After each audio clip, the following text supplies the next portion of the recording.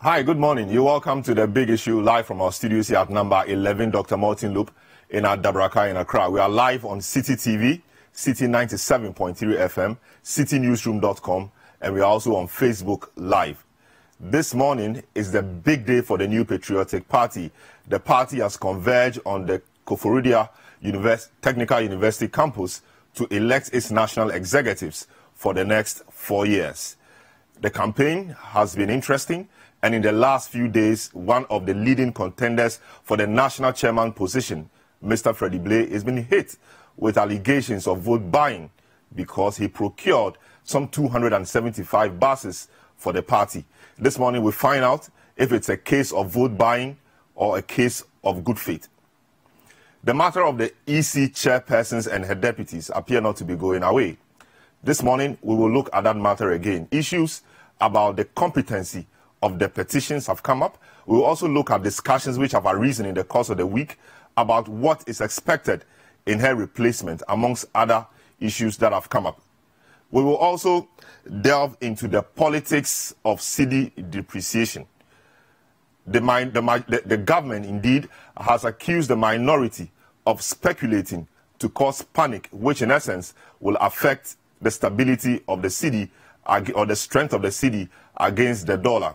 We will look at the merits of that argument and see if indeed the politics of depreciation is something we should engage in as Ghanaians. If there is time, we will also look at the issue of the Kelny GVG and the Communications Ministry.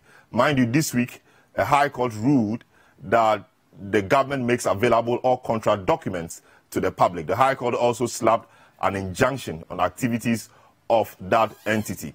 I invite you to join the discussion with your comments on Facebook. You can also use a hashtag, The Big Issue.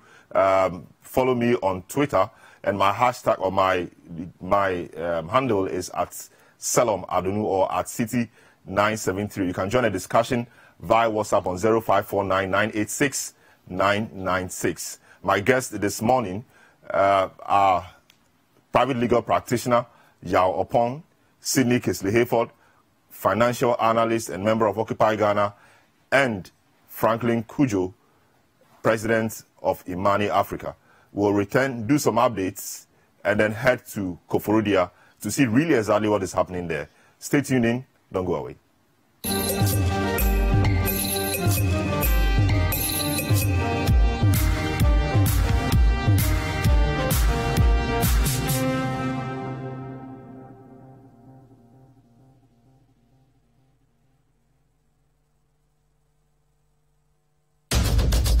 Tune in to The Point of View, Mondays and Wednesdays at 9 p.m. as Bernard Avlet takes the news further. He will bring the right guests, ask them the relevant questions, and get you the real insights you need on the big stories for the day. What one action have you taken? What one statement have you issued? Well, we've been issuing statements, even this... on the specific issue of... This very one. Of no bed syndrome. Since you are saying that you've had this before. Well, we keep talking. The Point of View with Bernard Avlet, Monday and Wednesday nights, only on City TV.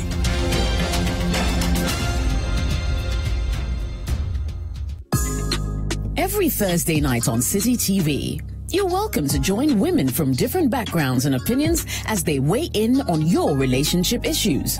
Watch Sister Sister as the ladies get real with issues about love, marriage, betrayal, sex, dating, trust, finances, and more. Sometimes some of the guys are like, oh no, they want to wait before they get married.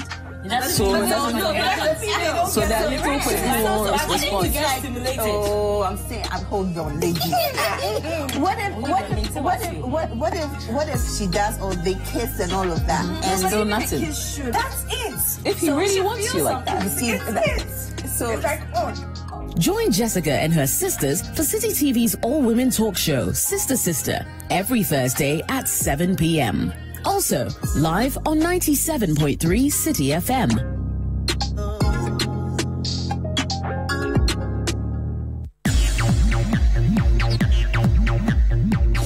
Live music, interviews, poetry, and more with your favorite personalities. Be our guest on Saturdays from 2 to 4 p.m. for the most exciting moments on TV.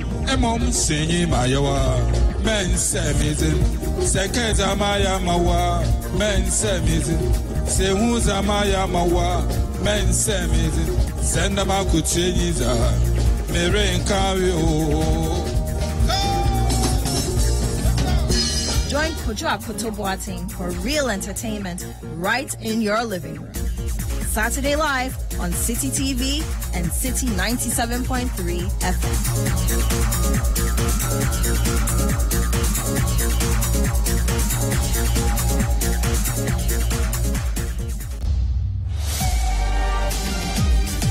Wherever the weekend sporting action happened, we will bring it to you here on Scorecard.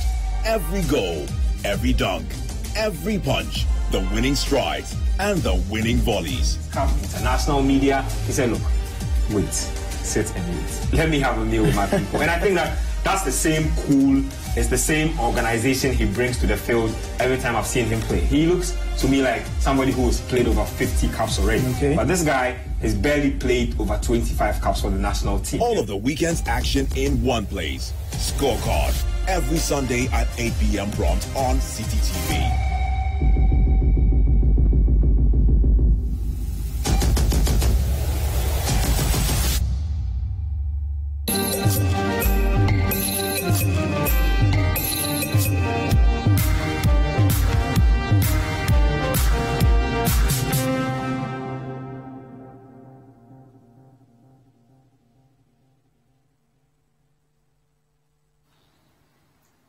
You're welcome back to The Big Issue.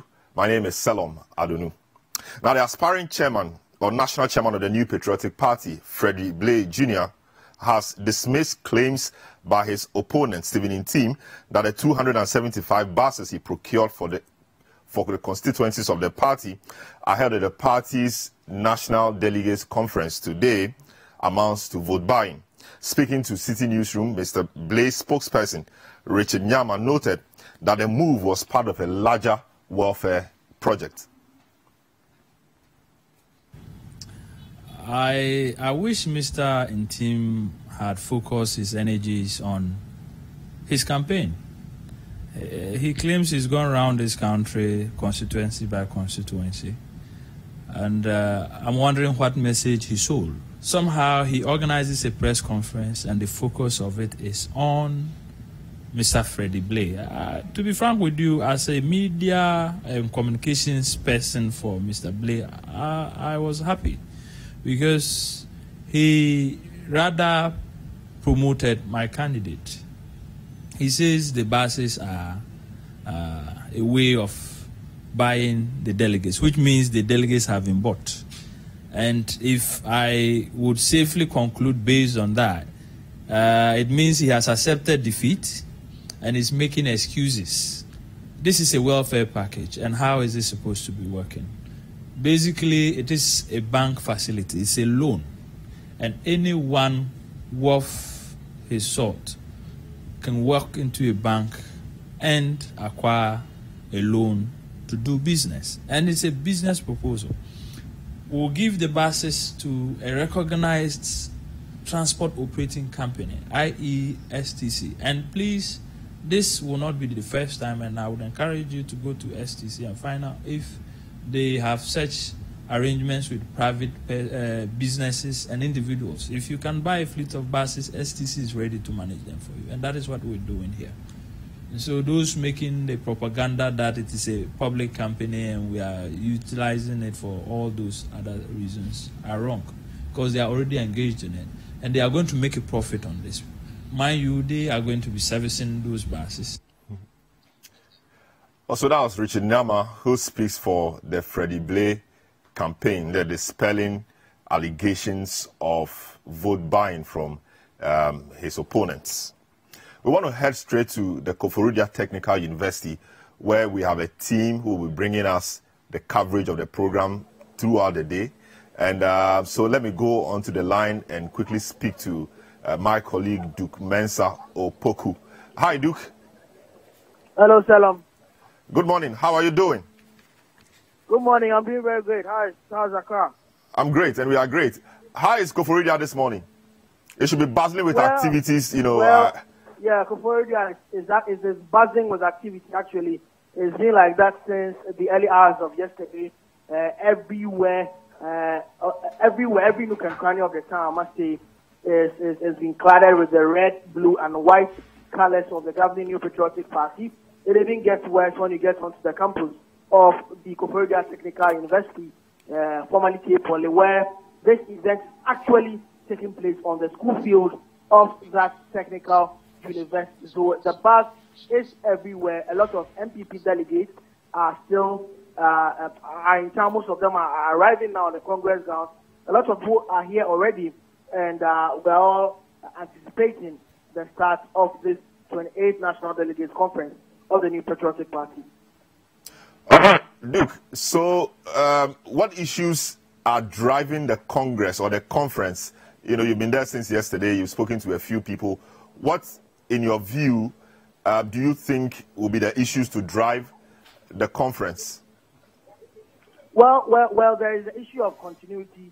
There is the issue of change. It's a battle between these two.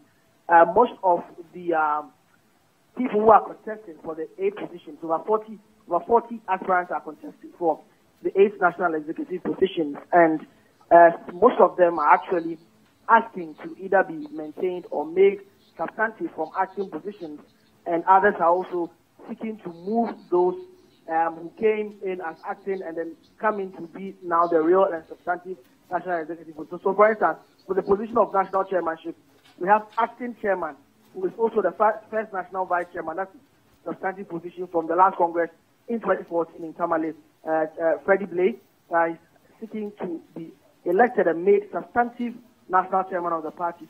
He is facing stiff competition from 4-time aspirant Stephen Ntim and political scientist Dr. Richard Omakuba, formerly of the KNUST. So the argument really is that, well, the party, the team that led the party from opposition to government is still contesting. And in political organization and election management and electioneering, it's always good not to change the winning team. If it ain't broken, don't fix it, as they say. But that's the argument of those who are for continuity. But those who are on the other side are saying that, well, it was not really about the competence and the management capacity of those who were in power that brought the MP to us. It was due to a myriad of factors, including the fact that the presidential candidate Nana Danko Akufo-Addo had been marketed over 12 years.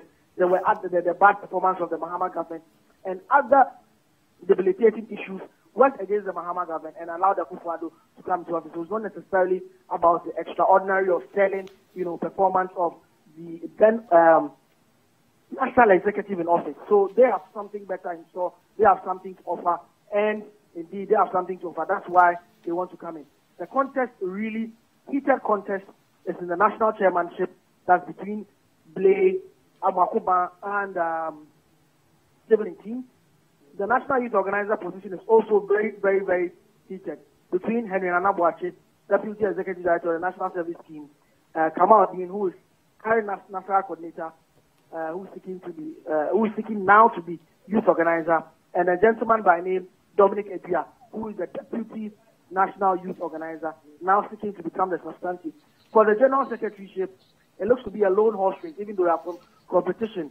That's John Boedu and Richard Ahiagba of the U.S.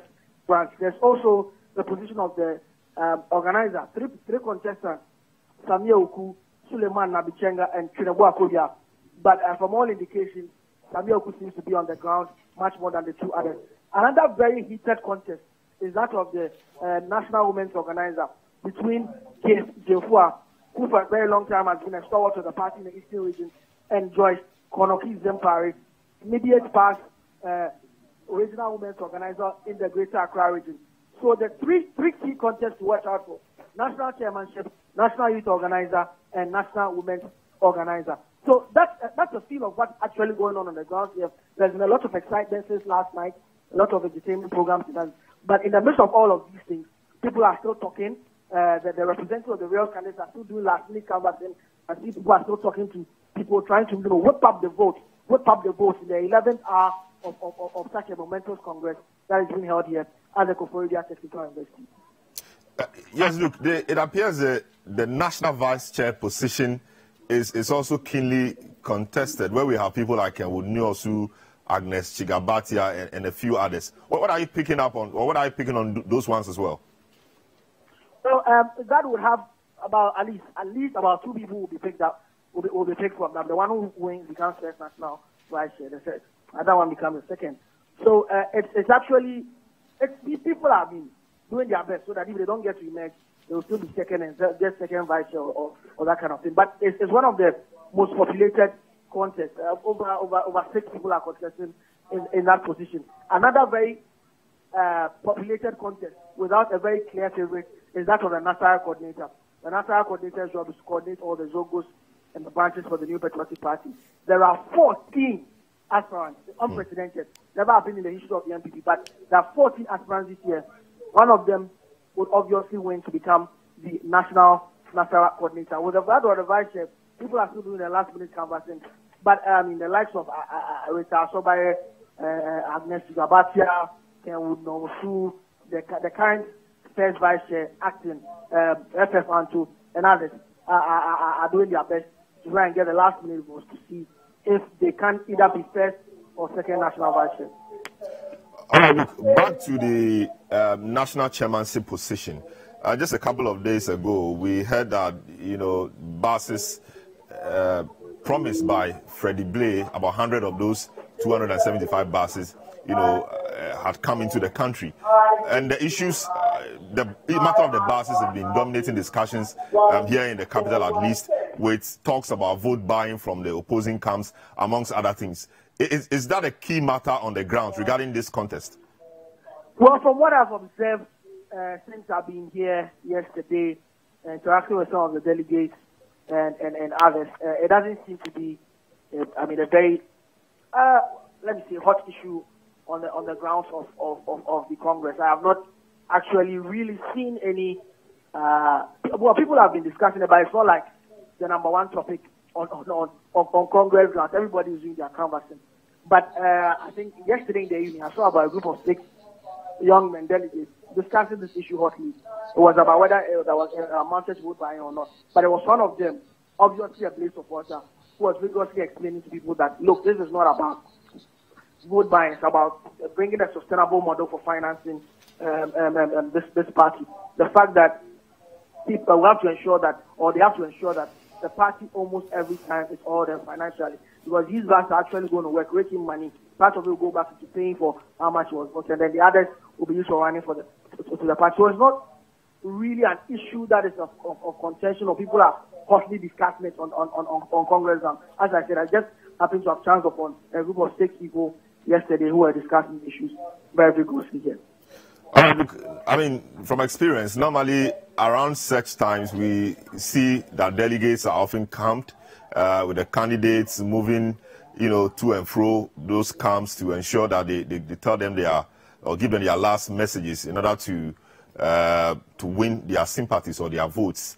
Have you seen any of these? Have there been any last-minute switch of allegiance? Have you seen any of these since you've been there? Well, what you see, and I can tell you, I can see even the acting, as I speak to you now, I can see the acting general secretary, who is seeking to be general secretary, John Gwedu, with a group of his supporters, still talking to a group of people in the rest. It's not, I can't talk. For me to say that the delegates have been camped, well, for that I have not seen evidence to that effect. But you can see serious canvassing going on the ground here at the Koforidua Secretariat. People who have loudspeakers, who have megaphones, they are moving about, chanting the slogans of their contestants, talking to people one-on-one, people in branded shirts of that of their candidates, speaking to people, trying to ensure that they are able to whip up the votes at the last minute. But to say people have been camped, well, I have not seen any evidence of such camping going. I cannot say, or I have not seen money also being shared around or anything of that sort. All right, so when are we looking to start the event proper? What time are we expected to start the event? Well, originally it was going to start at 8 o'clock, but it's almost 9:30. They are still testing the sound system, and chairs are still being arranged. And I can now see the dignitaries, not dignitaries proper, who are going to sit on the days or the high table, but I see members of parliament, scouts of the party, former ministers and others arrive or coming to sit down, and people are now coming to sit down. So hopefully in about an hour or more, we should start, because South canopies are still being put up, chairs are still being cleaned and set up and all of that. So 1 hour maximum, 1 hour 30 minutes, the event should get underway. Yes, so can you take us through the lineup of the program, Darcy, if you have it? And also, we'll be interested to know what the voting process is going to be. Indeed, the positions like National Youth Organizer and the National Women's Organizer position are specific to just certain groups within the party. Can you run us through how the program looks like and what the voting process is going to be? Well, there are going to be two of the program. The first part is going to be about, there are going to be two parts of the program. The first part, we are going to take usually speeches from the various, we are going to take speeches from the national officers, from acting chairman to from the general secretary to the national treasurer on the accounts and other matters that are pertinent. And of course, we'll hear from the president, we'll hear from former President Kufuor, and others who. So the first part largely is going to be about speeches and statements from various quarters and various sections of the party. Then we'll go to the second part, which will be about the voting. That's where the voting is going to begin. That's the second part of the program. So that is what is really going to happen. But for the youth organizer position, it's going to be voted for by the members of the youth wing and TESCON. Women's organizer are going to be voted for by the women's wing. And then apart from that, almost all the national is going to be done by the national guy.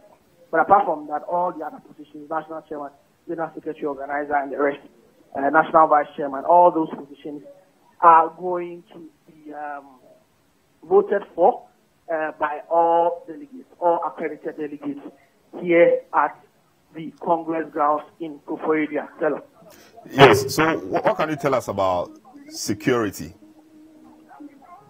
Well, the security, I must say, is very tight. It's a combined team of, I've seen military men here, I've seen immigration officers, and I've seen the MPP's internal security, the municipal forces. They are branded in black shirts, with the imprint of security all around, about 100 of them. I can say it's very tight. There's also the FPU, the Special Form Police Unit. I've seen their cars around and things like that. So it looks like the security is well covered. The police service said they were going to put in place the best of security for this Congress. And I can say that they delivered when it comes to that. So there are a lot of men and boots on the ground. All right, so there's visible police presence on the ground, you say? Yes, there is visible police presence. All right. So thank you very much, Duke Mensah Opoku, one of our men on the ground. But before you go, when are we expecting voting results? Is it possible we'll know that today, or it will happen the early hours of tomorrow? From the look of things, we may get them tomorrow morning, early at dawn, because the voting is going to. We have about 5,848 delegates who will be voting at 12 different polling stations, and all of that together with the counting. Even if it was start at 10, actually has already been said, we're expecting to go into the wee hours of the day and then into the early hours of tomorrow morning. But looking at the fact that even the first part has not started, it's now confirmed, very most likely that we'll go into the early hours of tomorrow morning. 2 a.m., 3 a.m., 4 a.m., probably the results would have been in. All right, so for the purposes of our listeners and viewers, we just want to go through the list of contestants once more. So for national chairmanship position, we have Freddie Blay, who is acting chair. We have Stephen Intim and Professor Richard Amakuba. Is that correct? Dr. Richard Amakuba, yes. And so for the general secretary position, you mentioned we have two contenders as well, acting general secretary and John Wedu and Richard Anyagba. Okay, so how about the national organizer position? Hello? National organizer position. National organizer position, there are 3 candidates. There is Samuel Oku, Emmanuel Tinubu Akodia, Suleiman Sadiq Nabichenga. right. So how about the national youth organizer position? Just take us through again, because we understand that's one of the most contested, highly contested positions. And Kamaldeen Abdullah. For the national treasurer, there's Kwabena Bankwa-Yeboah, who is the incumbent, Abraham Obiamwa, Nuhu Bayobo Mahama, Mary Posh Odlo, Hajia Ruka Ahmed, and Kwabena Opon Frempong. We've actually not spoken about the national treasurer position. Yes, the national treasurer position looks like the same. I mean, there are 6 aspirants, but from what we gather on the ground, it may be the score for the kind aspirants to be active. We seem to have so much presence in the Congress now. People are a lot on the ground, speaking to people. That's Kwabena Bankwa-Yeboah compared to the other aspirants. But of course, you can never be too sure when it comes to delegate conference of this nature. So, Kwabena Bankwa-Yeboah, Abraham Obiamwa, Bayobo Mahama, who also have some considerable level of presence on the ground. So, Ruka Ahmed, and then Kwabena Opon. All right. So, Duke Mensa Opoku, very grateful. Thank you so much. Regards to the rest of the team, and we shall be coming back to you in due course. So, thank you very much. This is still The Big Issue, live on 97.3 City FM. We're also live on City TV and on citynewsroom.com, and we're also live on Facebook. You can join the discussion with your comments on WhatsApp 0549986996, and on Twitter my handle is at Selom Adonu or at City973. And so, I mean, basically my guests are here. Let me run through a list of my guests again. Lawyer Yao Opon, who is no stranger to the show at all. Sydney Kesley-Hayford, member of Occupy Ghana and a financial consultant. Franklin Kujo, who is president of Imani Africa. So this morning we are looking at, as you just heard, the issue of the MPP Delegates Conference and the matters that have arisen. Mind you, this is the first time the New Patriotic Party is going to conference to elect its national executives after they won the 2016 elections. And indeed, executives they will pick from this conference will lead them to the 2020 elections, which means that they really have to choose people who will be able to deliver the goods. And as you just heard Duke say, it's a contest of continuity versus change. You know, we'll be here to bring to you how that pans out. We'll also be looking at the issue of the EC chairperson and her deputy's removal, and see what we should be expecting in the next EC chair, and indeed how should the process be. People have said that the president should employ other innovative means of making the process a bit open and more consultative. We'll look at whether there are any merits in that proposition at all, and see if that is not contrary to what the Constitution says, that, you know, the president should do so on the advice of the Council of State. We'll look at all those issues. We will also look at the issue of the depreciation or the supposed depreciation of the cedi.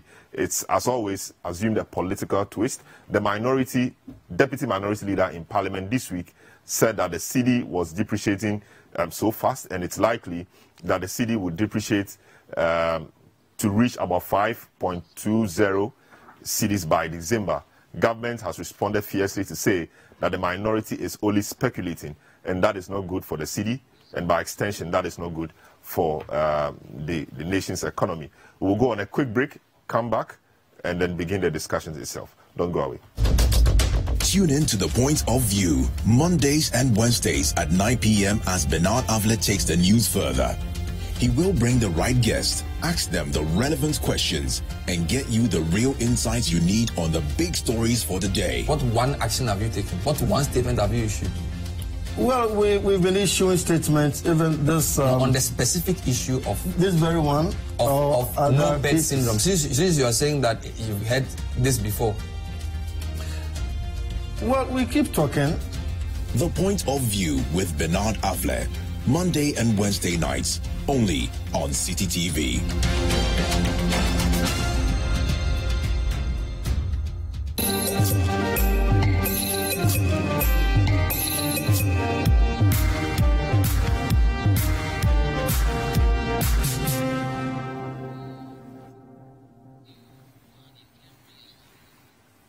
You're welcome back. This is the big issue. We delve straight into the discussion.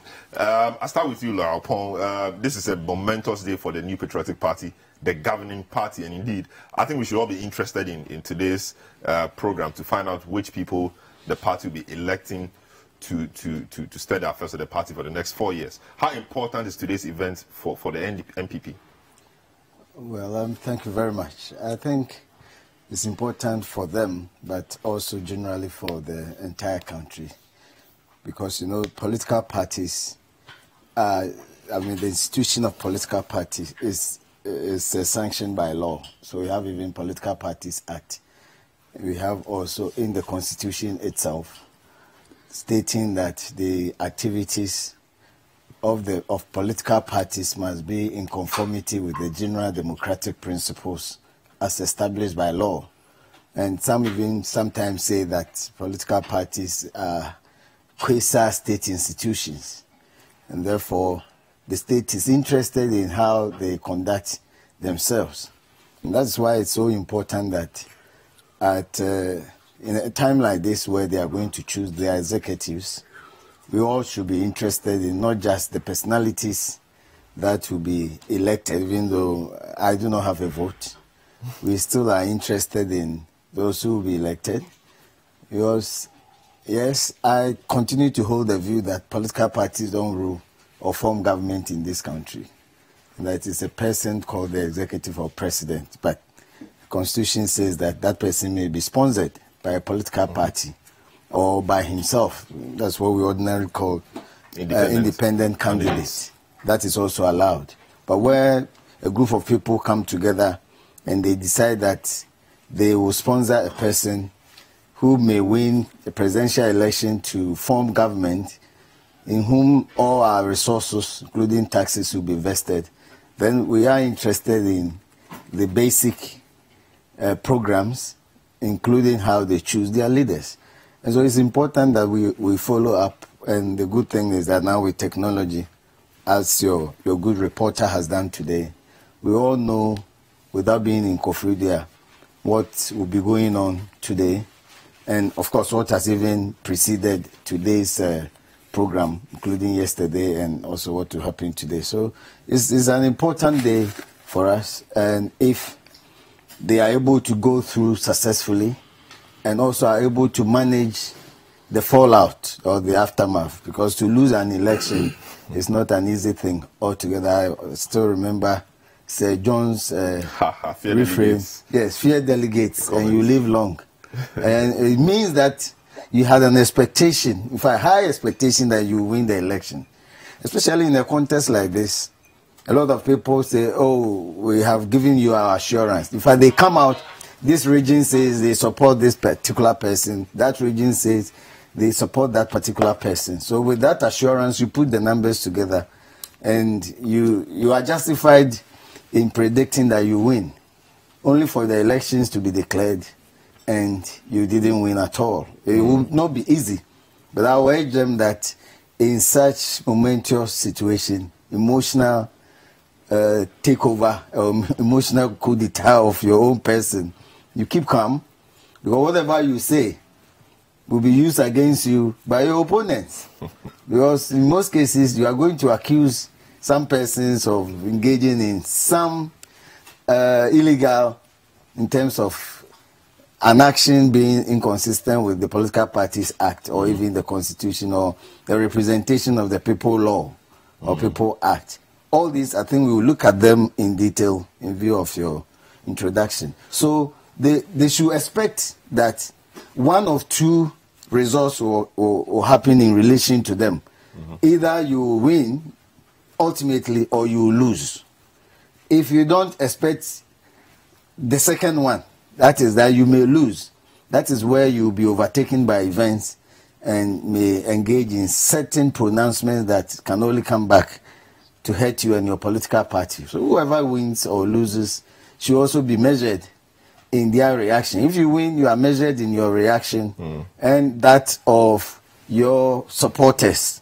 That is not the time for you to then rub it in the eyes of the other people and how they have failed to win the election. And they also being measured in not engaging in maybe unnecessary accusation of perhaps some underhand dealings and so on. We wish them well, and we hope that they will come back with the peace of mind that with which they went, so that the whole nation can also benefit from that democratic process. Very, very well. So Sidney, let me come to you.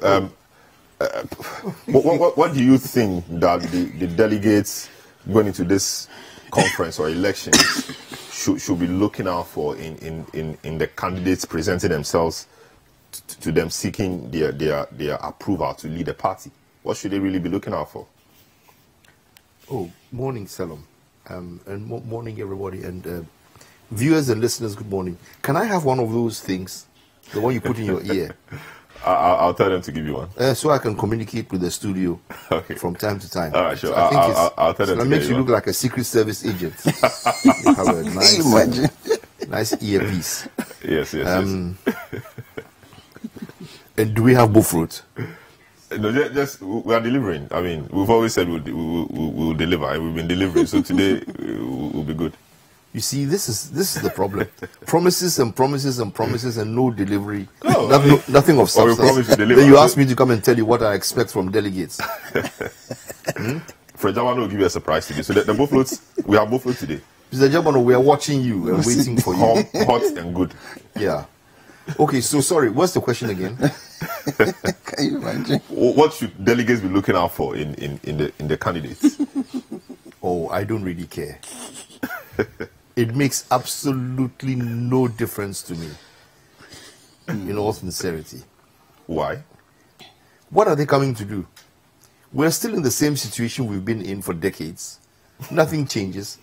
We have new governments, new delegates, change of leadership, new chairman, new this, new that. All they are coming to do is to fight amongst themselves and not produce anything relevant. Look, today is the first Saturday of the month, isn't it? It's supposed to be National Sanitation Day. But are we still doing that? I thought that was what Julius Zebra but I'm not sure we follow through with it. We didn't? I'm not very sure, because I drive around on Saturdays. I don't really see. I think it's minimal. If I met one person wearing AMA shirt and telling me today is sanitation day. So, and I said, I'm not going to work in my office. I'm actually going to CTF. Of course, no coffee mass. Okay. We're giving to the boys to clean up. All right. So there's no sanitation day anymore. No, but he says today is sanitation day. People are observing it. That's why they. I never thought it was necessary. I'm not sure that concerted, just, appoint one day for it anyway. To get it coordinated the way we saw before. But indeed, even in Julius Zebra's time, it waned a bit. It started quite well, but it waned over time. It's national sanitation, not NDC sanitation. But he was the local government minister at the time. Julius Zebra was local government minister at the time. So matters of sanitation, he was directly responsible for. But back to the... So all the money that they took to do all the sanitation, the cleaning exercises, hiring of the wheelbarrows and the brushes and the cleaning, all that I'm sure there's a plan, and there's a dedicated ministry for that, the Ministry for Sanitation and Water Resources. So I certainly think there's a plan that they will roll out in due course.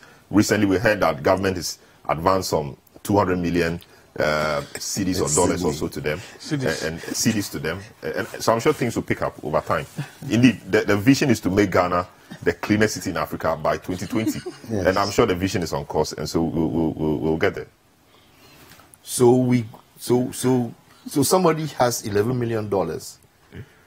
Somebody has $11 million, and he used $11 million to go and buy. To talk about the delegates. We'll come to that. But my point is, you said that for decades we've been the same, which means that there's a certain expectation you have that when people are elected, there are certain things you expect them to do. So, what do you expect the delegates to look out for in these people that you expect them to effect change? That really is the question. If I had the power and the authority, I would ask my Lord and Master, Allah, may His name be praised, to pour down rain on Koforidua today. Yes, let there be hailstorm and rain.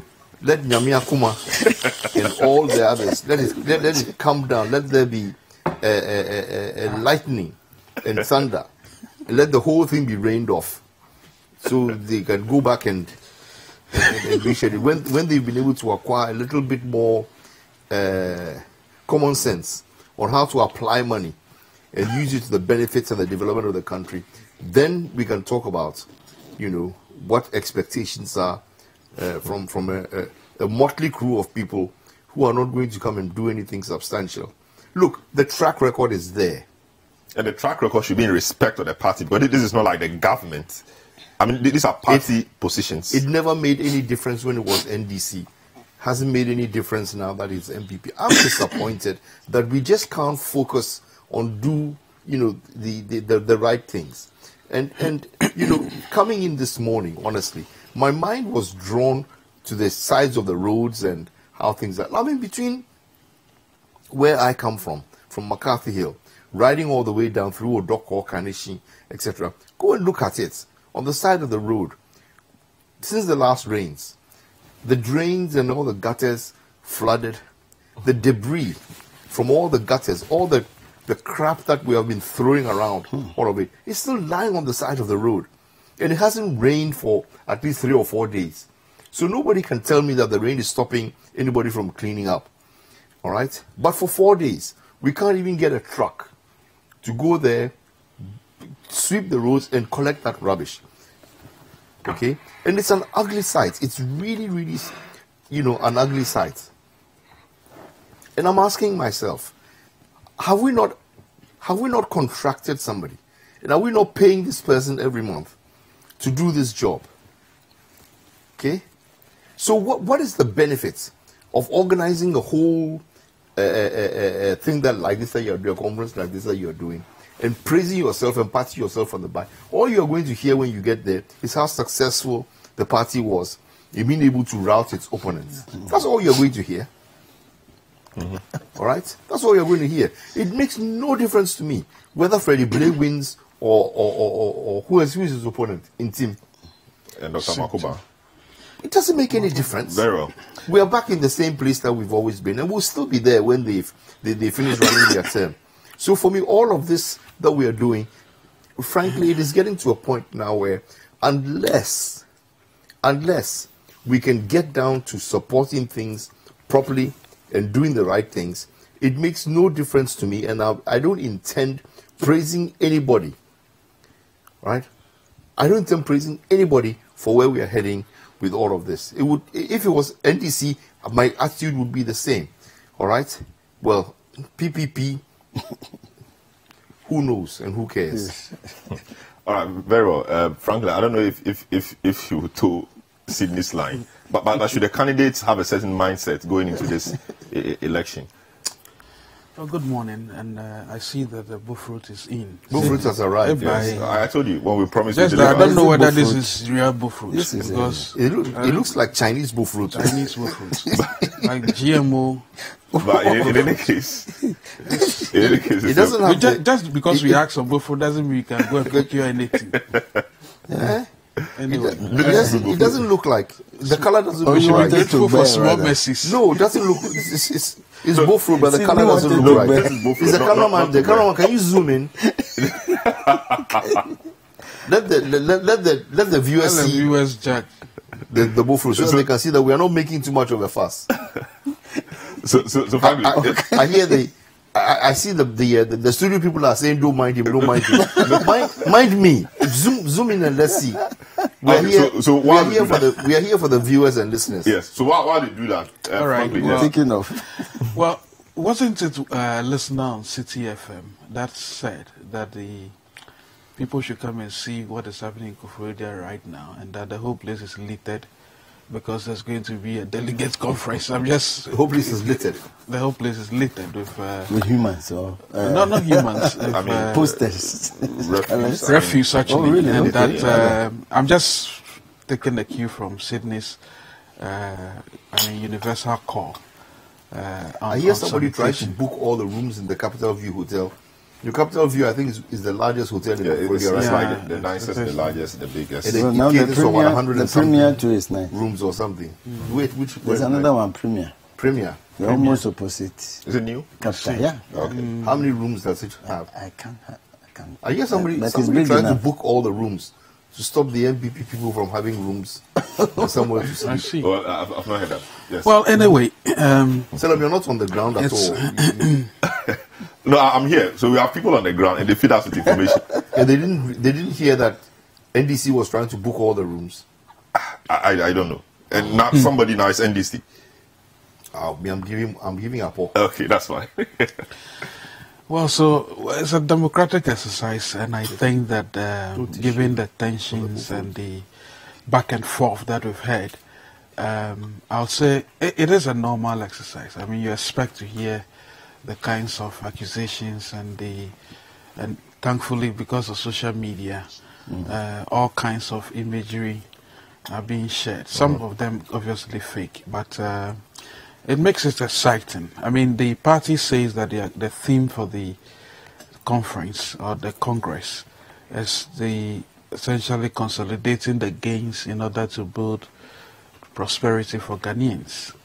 I initially told the line of Sydney that I probably don't care that much about the Congress, except for the fact that I have a good friend who is contesting. It doesn't mean I'm endorsing him, by the way. I mean, John Boydu seems to be probably one of the few serious characters contesting in this entire election, because the guy has used the philosophy of the party. Oh, I thought Pesa White was your friend. Not Pesa White. I'm talking about. Pesa is NDC. It's not Pesa. Pesa is not good contesting this Sydney part. Sorry, so it means you're also on the ground. I was talking about John Boydu. John Boydu.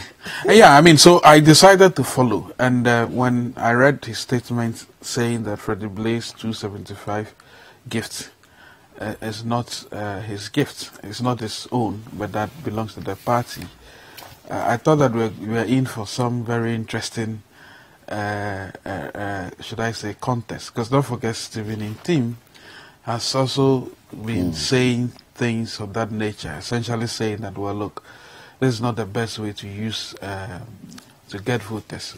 Why are you taking the? Okay, right. So, I mean, I was surprised. The gentleman came taking the bull fruits, and first of all, just go ahead. Nobody will touch the bull fruits. Right. So for me, when I heard, was it the gentleman called Richard Nyama? Richard Nyama, who speaks for. But the same guy speaks for Kani GVG. Did you realize? I'm not sure if he was speaking for Kani GVG, but he made some comments. Yeah, I was surprised. So in respect of that. Anyway, people can have double jobs, so I don't have any problems with that. But didn't you realize that in the commentary, the Zongo position seems to be the most contested? Because there are 14. You know why? Why? That it's a Zongo ministry, inner city. Zongo development. Zongo development. There's money there. There's money there. I'm surprised the others are contesting for other things. There's money in the Zongo ministry. It's the only reason why I have a lot of people contesting. Look, what I'm beginning to see in this country, and because I'm on several WhatsApp platforms, which is by default, I didn't ask to be put there, but people have put me there. So I only do my propaganda. Every now and then I see some constituencies, some districts, some ward election taking place. And everybody wants to become a politician. I don't understand it. Sydney, do you understand what is happening? Every now and then I see all manner of people. I want to be this, and then they go about printing all kinds of paraphernalia. There's no more money in consultancy. Then it's finished. So we should probably transit. Politics is the thing now. Yeah, but I see.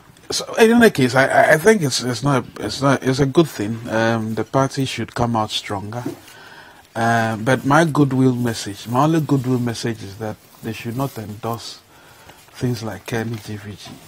In fact, to think that a party whose philosophy is actually dependent on the rule of law, we call limited government, basically the institutions of freedom, right? They should run away from Kenny GVG. Very well. I'll come back to you on that. I've not even finished. Go ahead. So, Lawyer Paul, So a few days to this Congress, we had allegations of vote buying. Freddie Blay promised prior to the elections that if he's retained or voted to become substantive chairman, he was going to provide the party with 275 buses, which in essence means one constituency. Is it before he's voted for? One bus. I mean, he said he was chairman, and these were some of the things he would do. And so, true to his word, a few days ago, we heard that 100 of those buses, had arrived. His opponent says it amounts, the gesture amounts to vote buying. His people have said no. It's actually in line with a bigger warfare project the Freddie Blay team, has in store for the people. Given the fact that you're a person of law and being an avid follower of the political system and financing, etc., in Ghana, will you say that this gesture amounts to vote buying the way his opponents have sought to paint it? Well, I'll answer your question, but maybe indirectly. Of course, we'll find out what the law says about a situation like that. In fact, the law doesn't use the term vote buying per se, but it just calls it bribery. Okay. That's the Representation of the People Act. It calls it bribery. And Section 33, very interesting, says a person commits the offense of bribery if he directly or acting through another person gives money or obtains an office for a voter in order to induce the voter to vote or refrain from voting, or corruptly that's such an act on account of a voter having voted or refrained from voting, or makes a gift, or provides something of value to a voter to induce the voter to vote in a certain way or obtain the election of a candidate. I mean, it gives other example, but the one that for me is, it may not be directly in line with this, but it's something that also occurs, is the offense of treating. Treating, Section 34. A person commits the offense of treating if he corruptly, either himself or through another person, before, during, or after an election, gives or provides or pays wholly or in part expenses of giving or providing meat. Meat. Yes, drink. Meat. Meat. M-E-A-T, yes. This is the meat, drink, entertainment. I guess go for the even it's in the law, meat. Meat is here. There's no so would but it used to be salt, gari, and water. Well, why have they not discriminated it? We can't list everything. So we can fit some into it. This the person who wrote this law. Meat, drink. This is law passed, of course, during the PNDC, but we have adopted meat and drink. Meat, drink, entertainment, or provision to, or for any person for purposes. Drink. They should have also included kako. Yeah, so it's meat. You can extend it to also mean meat. Okay. For the purpose of corruptly influences that person. But at that time, these were the sort of things, this was in 1992. It's reflective of what was happening at the time. Even now, in a way. Meat was scarce. Yeah, you see, so we have never changed the constitution since. No, this is not the constitution. This is the act, Representation of the People law. Yes, and that is the parent law when it comes to election, apart from the constitutional provision. But then there's another one to Section 35, undue influence. This may interest you as well. A person commits the offense of undue influence if he directly or indirectly, or through another person acting on behalf, makes use of or threatens to make use of force, violence, or restraint. And hear this: inflicts or threatens to inflict on another person a temporal or spiritual injury. Damage, harm, or loss. Spiritual injury. So if you don't vote for me, I will take you to so. It is part of our law. Take you to Antwerp. I think it's the only law that I've seen the lawmaker recognizing spiritual things as an offense, matters that relate to don't forget President Rawlings once said he swear by Antwerp. Well, that is a declaration by him. So, I mean, when okay.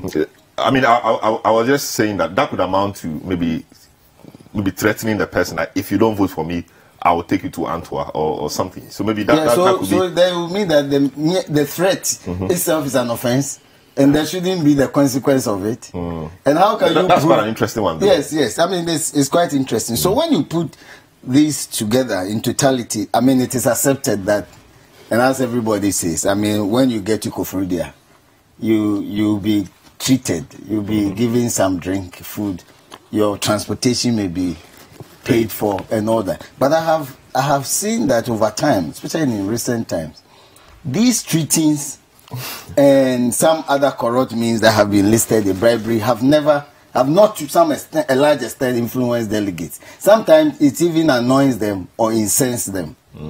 And they have rather voted against those persons who have thought that on the spur of the moment, they can buy the vote of that particular person. Well, I have to admit that over the years, I have consistently urged people to take when politicians come in office. Yes, of course. Yes, I said, take it. If he comes and brings you Kaku, bicycle, Gary, take it. It's your money. Doesn't mean that you should necessarily vote. But the law is more about it influencing the person or with a view to influencing the person. They've been doing that for a long time. And frankly, well, I suppose it has to be in the law, because at the end of the day, how else are you going to convince anybody to vote for you? People don't listen to what you have to say and what you promise. They've come to the firm conclusion and the hard conclusion that politicians never deliver what they promise. This is something that the voting public have always emphasized these days. So they just wait for the process to go through, and they vote according to the cocoa season. What they but I think that over time we need to credit the so-called ordinary voter with some wisdom. Yeah, a little bit of sense. A level of wisdom and sense that they are not easily moved by these things, these gifts. In fact, it may even infuriate them to revolt after taking it, as Sidney is saying. I heard from somebody who's been involved in politics for a long time that particularly in the Muslim speaking areas up north, they get them to swear on the Quran that they will vote for them. Oh, but beyond the Quran, people have.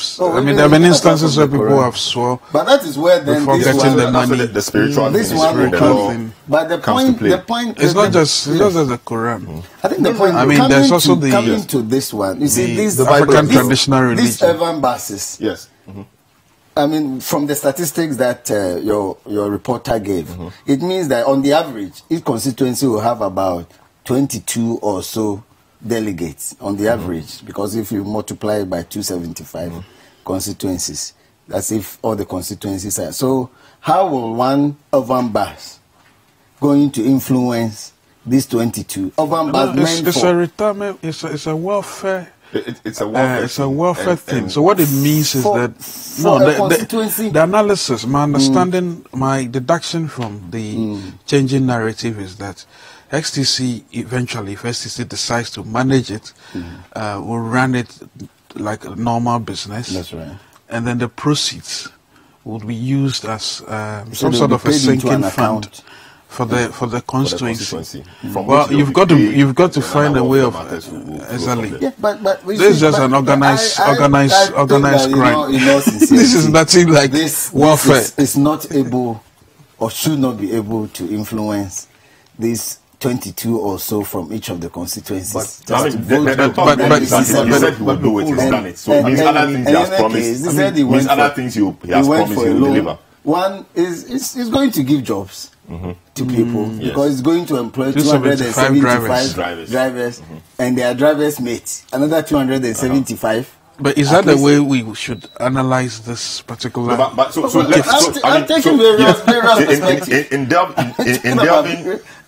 In delving into this, I also recognize the fact that the Ghanaian Observer of yesterday reported that Acting General Secretary John Boydu has denounced claims that the buses that arrived Wednesday night at the harbour were bought by Freddie Blay. So that he has said. So speaking on the issue on a local radio station in Accra, Mr. Boydu said the buses belong to the party and no one else. So he explained But Freddie Blay said you delivered the thing. He explained that the NPP with some financial institutions mooted the idea to get some buses for 8 constituencies so that they can operate and get revenue to run the branch activity. So, I think that is one Ghanaian Observer, is it an MPP leaning paper or an NDC leaning paper? So, I mean, I think this is the Fable's paper. It's supposed to be independent. But you see, then the point is that then they have also failed to clearly articulate the point I'm making is that the narrative keeps changing. And I understand the same John Bodu on another station said that Freddie Blay bought them. So for the purpose of the discussion, we are just taking what the Freddie Blay camp has said. And indeed, Richard Nyama has said that Freddie Blay, paid $3 million for the buses, went to the UMB Bank where he put the name out there to secure a facility, 11.4 million. He paid $3 million of that to bring in the buses. The buses will then be in the name of the bank. You know, STC has agreed to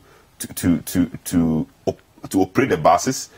After a while, I mean, after 2-3 years, when it's been paid for, then now STC will be channeling the funds or resources accruing from the operation of the buses to the constituency. So then in essence, it's his then they owe a duty to publish. Exactly. There may be non-disclosure clauses term in the agreement, but because of the national nature of this and the controversy, even between the party's own general secretary or acting general secretary and spokesman for the acting chairman, it is important that they are able to convince the bank so that they can publish relevant portions of the loan agreement or the facility agreement. And the agreement between themselves and then STC. No, the agreement between the bank and whether the party or the chairman.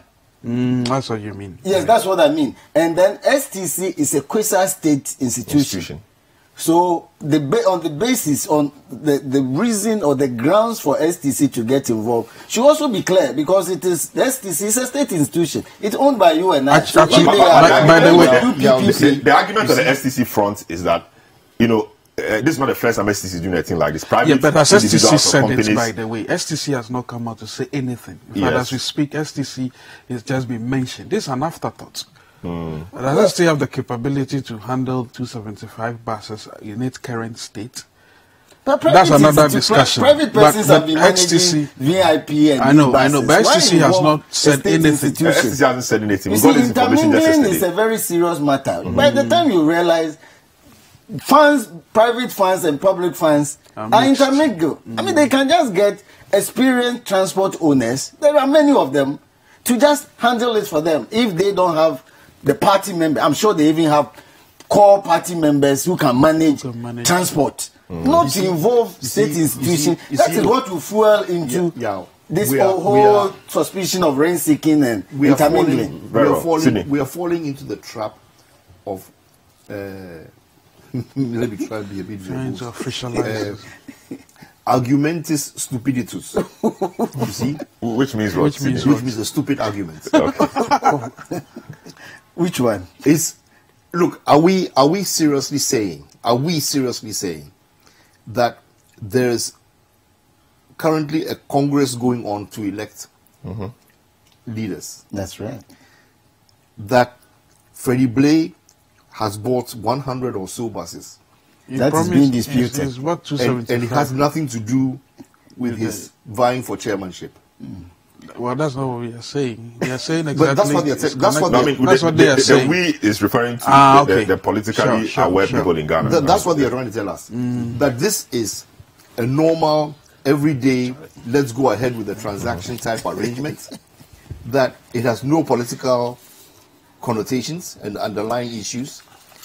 That he is not trying to buy votes. All right? And that this is a normal thing he would do for the party because of his love for the party.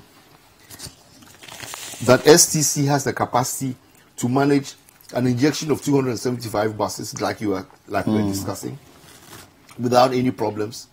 And that monies that will accrue from these buses will be automatically given to the constituencies. For what purpose? We don't know.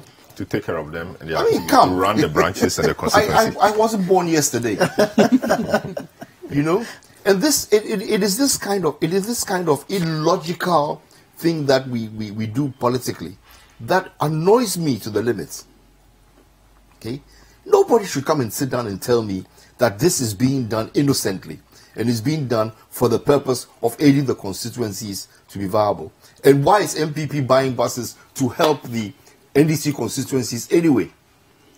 Because the 275 constituencies, not all of them are owned by NPP. No, I mean, they may not have NDC MPs. But you don't understand what you say. The buses, when being used, the NDC people sit. No, but of course, but they'll pay. So I mean, they'll pay for what? If the SCC is running the buses, before you join the bus, you'll not be asked whether you are NDC or MPP. It's money they want. So you will have to pay and join. Whether you are NDC or MPP, you have to pay. But in the end, the proceeds will be channeled to the constituency. Do you see where you are heading? You are trying to provide a logical underpinning to something that is totally ridiculous. All right? There are 275 constituencies. Out of that, NPP has what? 54%, 55%. NDC has the others. So the money that is coming to the NDC constituencies from the buses, because there are people. The NPP has constituency offices in all the 270. So the money or the bus will be to the NPP office in that constituency. It could be K2 South, which is the World Bank of the NDC. But still, there's an NPP office, constituency office in that constituency, and that is where the money will go. This is your logic for this thing being acceptable. No, I mean, I'm just giving you my understanding of it. You see, don't even bother to understand it, because there's nothing to understand here. This is just a simple way of actually influencing people to vote for somebody who is running for the chairmanship of a very well. So would you have advanced the same argument? Would you have advanced the same argument if we were not in an election era? You know, a party election era. I mean, a party election era. So assuming these buses had been procured or bought, say, a year ago, would you have advanced the same argument? It's the same thing. For vote buying? No. It's the same thing. It just happens that at this particular time, when he's vying for and it was well a chairmanship, and it's timed like this, then you are telling me that it's not got nothing to do with the voting. It will not influence them. All right. When Mahama went and bought all the big Toyota Land Cruisers and things for the chiefs, the traditional councils, was it not bribery? I don't know about that. He didn't buy he didn't buy it from his personal pocket. He bought it. He also arranged a loan. You know, he bought it in his capacity as head of government. And the Council of State and the chiefs, you know, are provided for by the Constitution. Because the Council of State came to him and the chiefs came to him and said to me that we need 4x4. But they don't necessarily have to come to him. If he finds a need somewhere, he has to deliver. That's what he's supposed to do. When he was trying to build schools, he had planned to build 200 schools, which he couldn't find the money to do. But he found money to go and buy Land Cruisers to go and give to some World Bank funding for some of those schools, yes. So there's some World Bank funding. Because each one of those Land Cruisers could have built one school. So I mean the point. But it's obvious that those things they influence majority of the people. So that's the good point I was raising there. That's why he lost the election. But they didn't buy it for everybody. I didn't get one. That's what I'm saying. That this one, for example, they were restricted. They went to chiefs. He went to give it to the chiefs, so the chiefs would tell the people, "Hey, vote NDC." But it didn't work. It didn't work out. Maybe they told them, but they didn't vote. Yeah, so it didn't work. So the people are voting sending that. But the point to make, I think Sydney's fundamental point, and I think we should not endorse bad behavior in politics. Misbehavior. Stated misbehavior. I mean, look. This is clearly influencing the vote. You cannot say that it is not. Besides, if you are able to arrange these kinds of sums, and your party is struggling to do 1D, 1F, then they need money. So I said that I think they found a lifeline in Freddie Blake. Because Freddie Blake can unlock doors. Negotiator. No, he's a big fixer. He can fix funds quickly. So maybe it's good omen.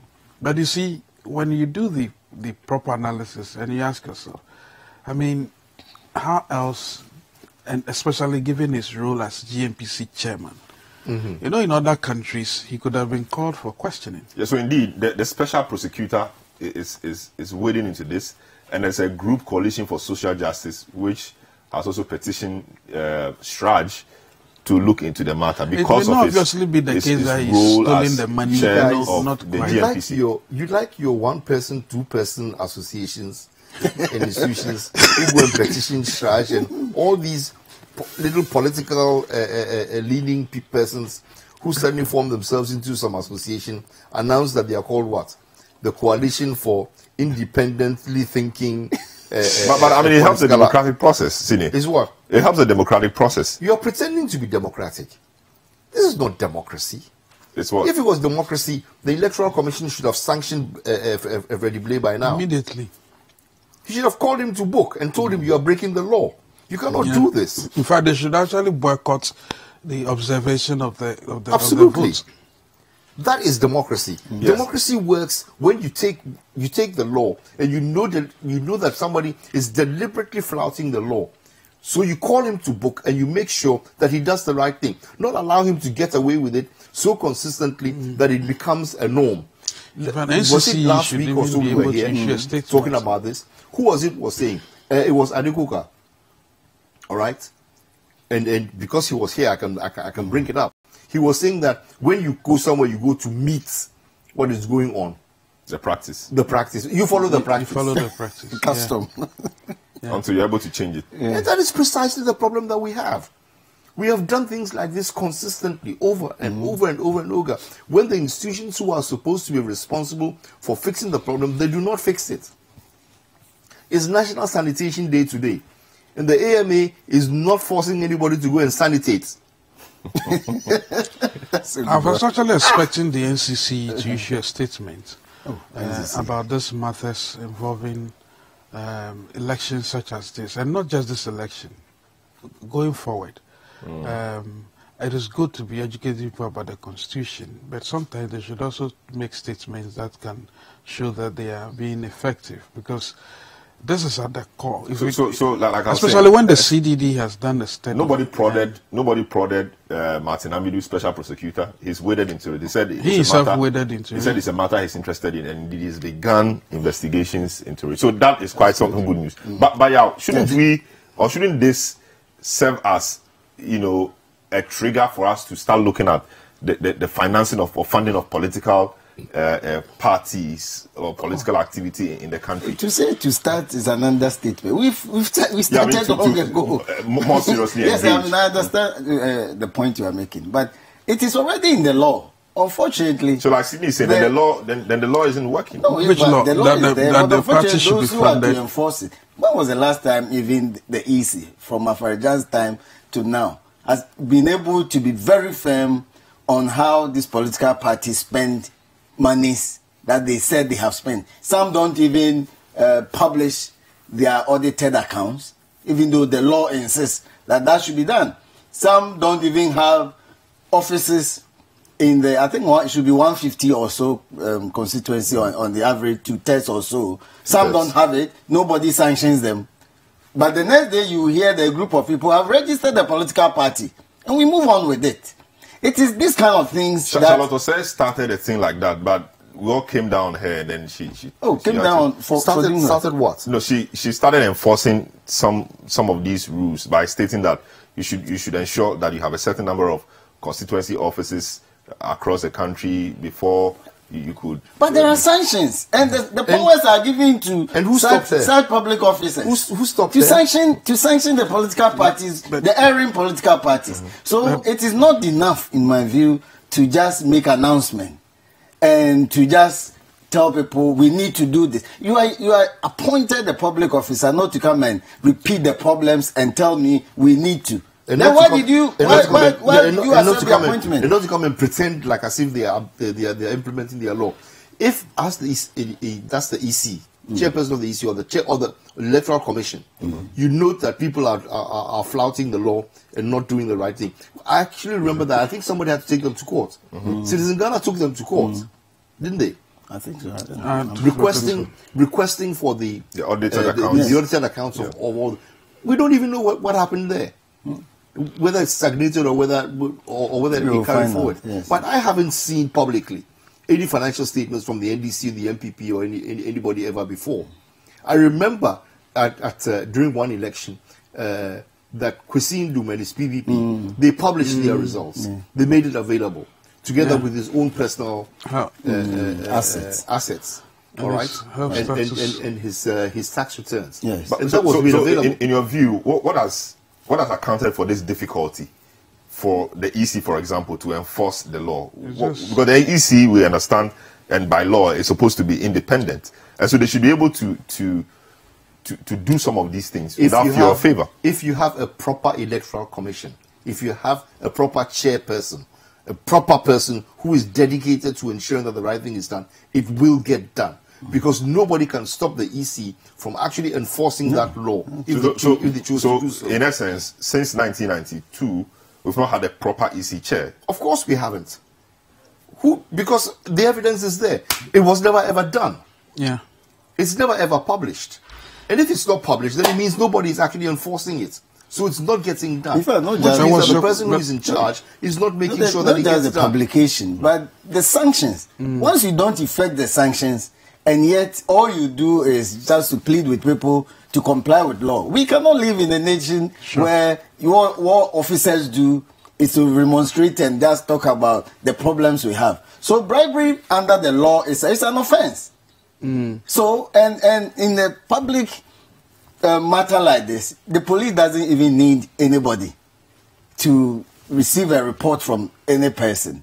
So these things that have been going on from 93 or 92 when we started these things to date, it is also for the police to investigate them. And if indeed they flout the law in the sense of the intention to give it to compel someone to vote either way or refrain establishing from that intention is a matter. But you know, we live in a certain culture, and the law operates within that culture. That's right. So, for example, if I invited you for a program, maybe I'm meeting you to sell my message to you. After which I give you tokens for transportation because you traveled, and maybe I even give you meat and drink because we would have sat for about 2-3 hours. Yes. You can't say that will amount to. But of course not. So they give them money. No, but that's why the law says with intent to influence a person to vote this way or refrain from voting. Besides, it depends on the mode of giving. Yes, so in the case we are discussing, Freddie Blay, he's been acting chairman. So he could say that, you know, he promised this and he has delivered, which means that if he promises again, he will deliver. And he hasn't said he's doing it. So to influence, the point to be made. That's what I'm saying. Your rule is stupendous. But the other point is important. But Solomon asked an important question about the funding for political parties. Were you expecting an answer to the extent that we should say or disagree with you as to whether parties should be funded? No, but you know, in other places, we know the state has quite some role in funding political activities of parties. So, you know, shouldn't we start doing things like that? You know, for example, getting to elections, the state should be able to procure a number of vehicles for the political parties. But that's why I want to answer you directly and in direct terms. The state should never ever do something like that. No. In other places where this has been done, especially a country like Mali, you have over 400 parties. If we did that today, I'll definitely establish one. All I'll do, of course, I'll get the criteria done, and all I'll do is to just be collecting the money and create a welfare fund for the members. That's not an organized way of using state resources, hard-earned resources. These parties boast of memberships, at least between the NDC and MPP. I know they have at least 4 million each. If we're building the economy, right, these persons will be able to earn a living, be able to buy their own insurance against the poverty schemes and scams, and then save some to be able to give gifts to you during elections.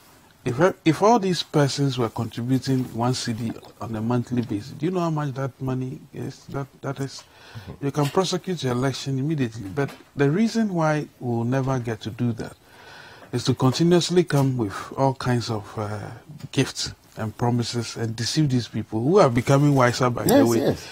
That this is not the way to organize themselves. And I think the Ghanaians should actually start asking to be part and parcel of the political process. We want to give you the money, but we also want to have a say. It is because they want to abdicate responsibility in ensuring that some of the things they say they will do don't actually get done, or they do other things when they are in power. There's the only reason why they want to continue to rely on the state for money. If you build on what Franklin is saying, every member of the party, MPP has about 5 million. It should have about 5 million, considering the number of persons who voted for them. 5 million. Each one of pays 1 CD a month. That's 5 million CDs a month. Times 12 is 60 million CDs. Now, if times the 3, political party, 180 million. That's all 4 right, years. Times 180 million. Just take the last election year. But you just give me, you just, let's take just 1 year's funding, the which they get from their supporters. 60 million. If you cannot manage your affairs with 60 million CDs, and also hold your Congress and your outreach and your whatever, instead of the president taking state funds and traveling around the country saying that he's going on a visiting tour, all right? You and I sitting here, you think we don't have enough common sense to know that when they get up and they say they are going on a thank you tour, or they are going on a walk around unity accountability tour, it's money that is being abused out of government coffers? Wasn't the deputy general secretary of the party,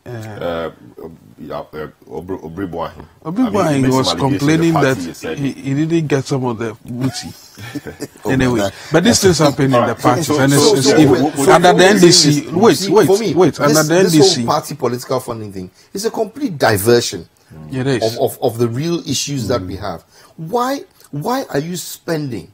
Because this conference is probably going to cost about 10 million CDs for this Koforidua conference. Fine, it's their own money.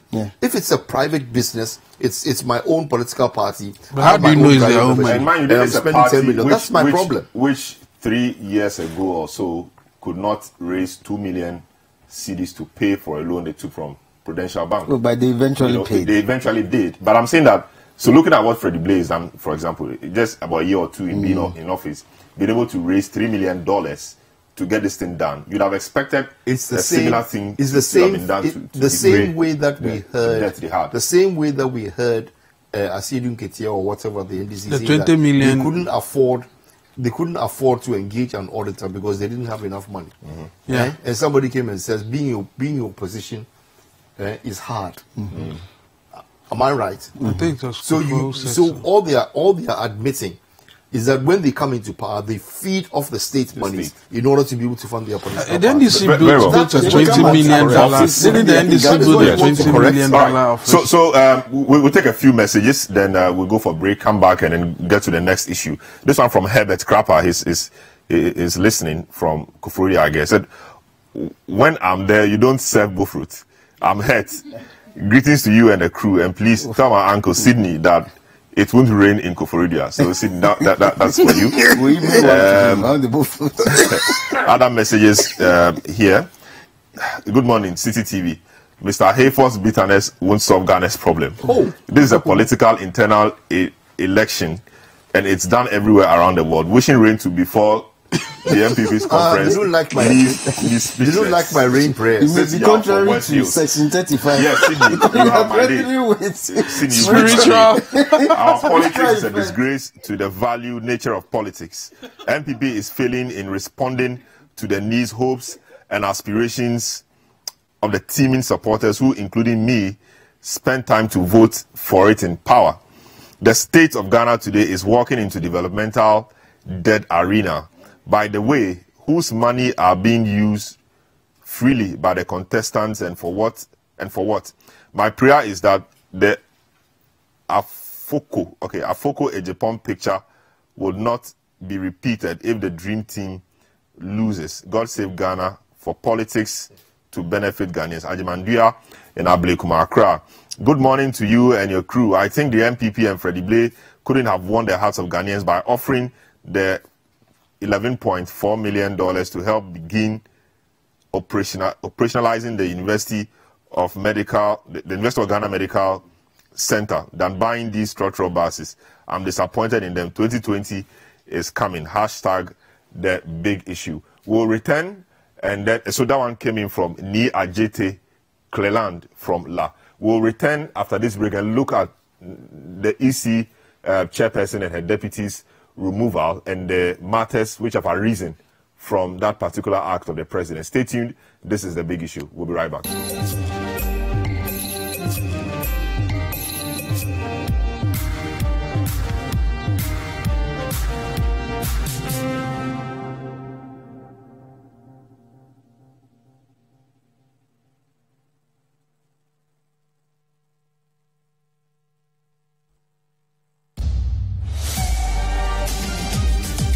Wherever the weekend sporting action happened, we will bring it to you here on Scorecard.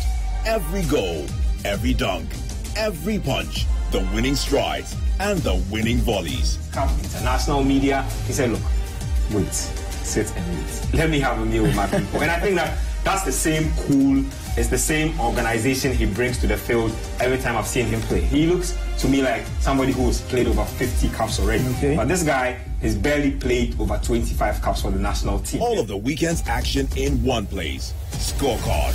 Every Sunday at 8 p.m. prompt on City TV.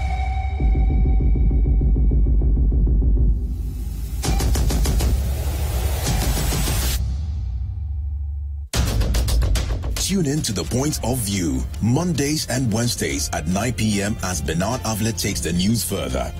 He will bring the right guests, ask them the relevant questions, and get you the real insights you need on the big stories for the day. What one action have you taken? What one statement have you issued? Well, we've been issuing statements, even this... on the specific issue of... This very one. Of no bed syndrome. Since you are saying that you've had this before. Well, we keep talking. The Point of View with Bernard Avlet, Monday and Wednesday nights, only on City TV.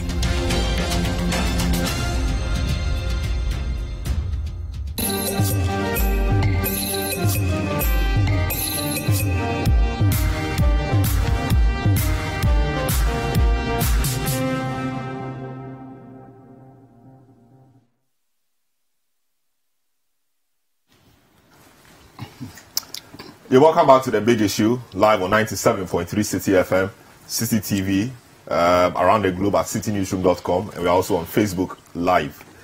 So if you want to see how my guests are feasting on the bull fruits, you need to rescan your digital TV and look for City TV to see all that is happening in the studio, the bull fruit and all. It goes with cocoa, but no cocoa. Who eats bull fruits with tea? Also, now we move from not even procuring the bull fruits to now adding cocoa to it. Cocoa or Milo. No, in fact, you are typical Ghanaians. Your tastes are insatiable. Yes. Anyway, so we want to move to the next issue, which has to do with the EC chairperson's removal and her two deputies, of course, and matters which have come up. We've had issues about the competency of the petitions. We've had issues about the fact that one of the petitioners or the names on the petition died before they started hearing, or died, and so the signature couldn't have been on the petition, amongst many other things. We also move in to deal with what is expected in the next EC chair and how the process should really be, whether we should have a broader consultation beyond what the president does with the Council of States, which people must be consulted. Others have called for a consultation amongst the political parties and civil society organizations, etc. All right, let me start with you, Yao. Yeah. We've had issues about the competency of the petitions, or the petition, the fact that the petition at some point wasn't signed. And would you say that the fact that a petition hasn't been signed should make it void or should disqualify it? Well, first of all, I think we need to put this in context. These matters were raised by these eminent lawyers who were, as it were, contracted by both the petitioners and the respondents. And they raised these matters substantially before the eminent members of the committee. In fact, earlier on in the Chief Justice's decision on the prima facie case, if what we have is a certified true copy, these aspects of these matters also came up. Decisions were given on it. most of the things we are talking about concerning the alleged incompetence of the petitions were raised in the lawyers' addresses. And they were also counted, if you like, counter submissions were also given. And so they were brought to the attention of the committee. The committee has ruled on it. Remember, the incompetence issue did not only relate to the form of the petition, but even the allegations. Remember, we are now being told that there were about 27 allegations against me. I say I want to go by the chairman. No chairperson matter. The constitution says chairman. That's what I know. Oh, yeah, you mean the EC chairman? Yeah, chairman. Man or woman. But we're just being Master, we cannot pretend to know better than our forefathers who drafted the constitution. So you can choose chairperson. I say chairman. Why do you say chairwoman? They didn't say you should use chairwoman. If you're particularly sensitive about gender. And now, why you say chairperson? Anyway, these matters were raised. Decisions have been given on them. Of course, we can say that once the decisions are given, we can disagree in totality or in part with the committee. But my point is, once the decision has been given, it is up to the aggrieved persons, that is if they are, to then assess other forms of remedies available to them which they know. Now, there's a recent case which was given by the Supreme Court, even though it relates to contract, in fact, contract of employment, where the employer was alleged that the employment document, what do they call it, the terms of employment was not signed, and so the employer will not be bound by the terms of that. The Supreme Court said no. Conduct alone, how people conduct themselves, it's even in the Evidence Act. When you conduct yourself in a way that it leads another person to rely on your conduct, sometimes to his detriment, you cannot later then say that you have taken the advantage or the benefits of it.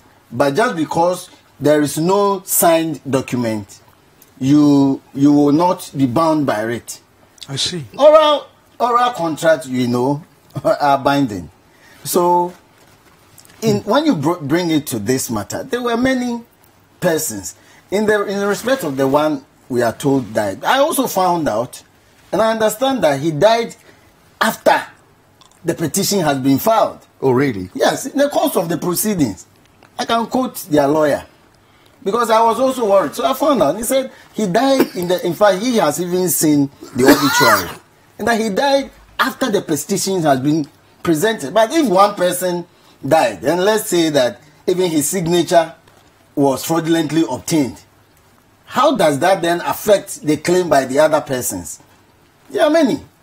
So, but dead men too have rights, or no? No.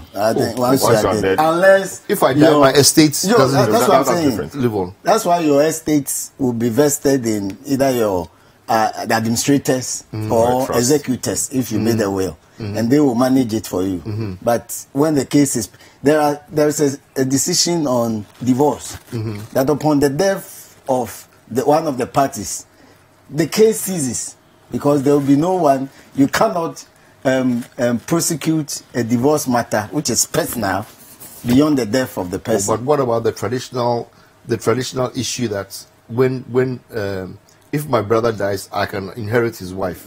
Oh yes, but that is the traditional aspect, and of course then because he becomes your customary successor.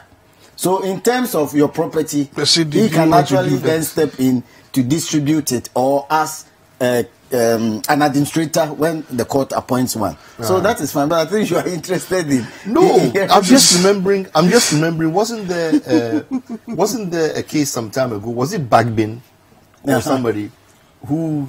I don't think the wife was there. The wife was there. And he inherited her sister or something. No. He didn't get to be actually. he didn't get. The intention was there because maybe if the infertility or childlessness, if there's the word like that. Then you can. Okay, so I'm saying that this is critical. No, it is, but because it's the fusion of our traditional law with the laws which we have inherited from outside. I know. But we have to abide by our traditional laws. Yes, and you can do that. So Frankie was asking if you want to marry like that. I mean, somebody dies and you go pick the wife. Oh, not just somebody, maybe his brother. Why you make this personal?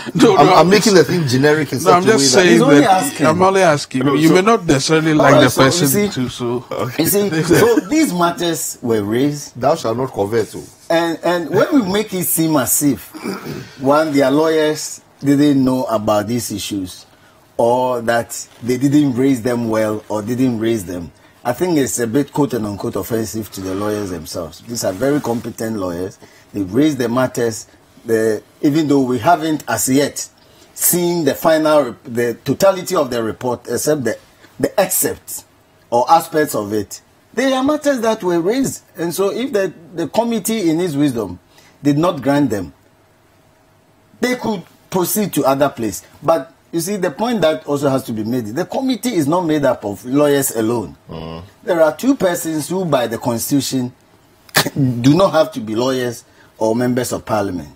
So these are persons who have also brought to bear their quote and unquote common sense legal knowledge, if there's anything like that, to fuse it with maybe the purely legalistic nature of the other three. Court of Appeal justices and the Supreme Court judge, for example. Don't forget that they also live in the community. And they also view these things in terms of pure common sense and ask the question, do these actions violate the standard or expectation of competence and good conduct or behavior? And these can be answered not only in terms of law. In fact, you can hardly get a particular law on this matter. So it's the standard that is set by people in the communities that are being applied. That, for example, in Madame Loretta Lamte's case, it was about rent. All right? Is it standard for a person whose position is akin to that of a Court of Appeal judge not to be aware that for residential property, if I've forgotten, forgive me, but for residential property under the Rent Act, you cannot pay rent, what we call the rent advance, for more than 6 months at any one time, and if it's commercial, for more than 1 year at any one time. And so when people are now saying that why should we apply civil requirements or requirements of civil court or civil proceedings to criminal proceedings, it is clearly not about the consequences that the law itself have provided, but it is about asking the question by both the judges and the non-lawyers that shouldn't the standard be a bit above what is expected these people have exhibited? And that's interesting. Yes, and if that is the case, then why should they continue to exhibit such standards? And the last time we were elsewhere, I mentioned that a court cannot close its eyes with violation of the laws in this country. Even when lawyers or the parties have not raised them, the judge has a duty consistent with the oath they have taken to raise matters of infraction, and especially where that's nice, where it will violate the general standard. They also take into consideration violation of public policy. Public policy has no specific law on it, but these are things that we ask, and sometimes I use a Christian. Oh, Christo Nipa now, you say. So how can a Christian behave this way? But he may not be able to point you to any provision in the Bible. But there is a general expectation of a standard among people that when you put up a certain conduct, it is, in general terms, they will say it's unbecoming of a person of such group or holding himself out among such group. You understand? Are you saying that there is no chapter and verse in the Bible that says that somebody can buy a $300,000 Rolls Royce Oh, well, I don't think at the time there was Rolls Royce in the Bible, but of course, it is about taking. Could have bought a very expensive camel. At the time, camel, donkeys. The most expensive. They bought a very expensive camel. Donkeys. Well, anyway, I think that can be dealt with. Then maybe the Bible needs to be rewritten. No, to reflect we modern can still times. apply no. it. So I mean, that's what we are doing. Yeah, so you see. So why? The Bible will be rewritten. You see, first. I sometimes sympathize with these three persons. Things have changed. Because you see, it doesn't make any reference to the internet.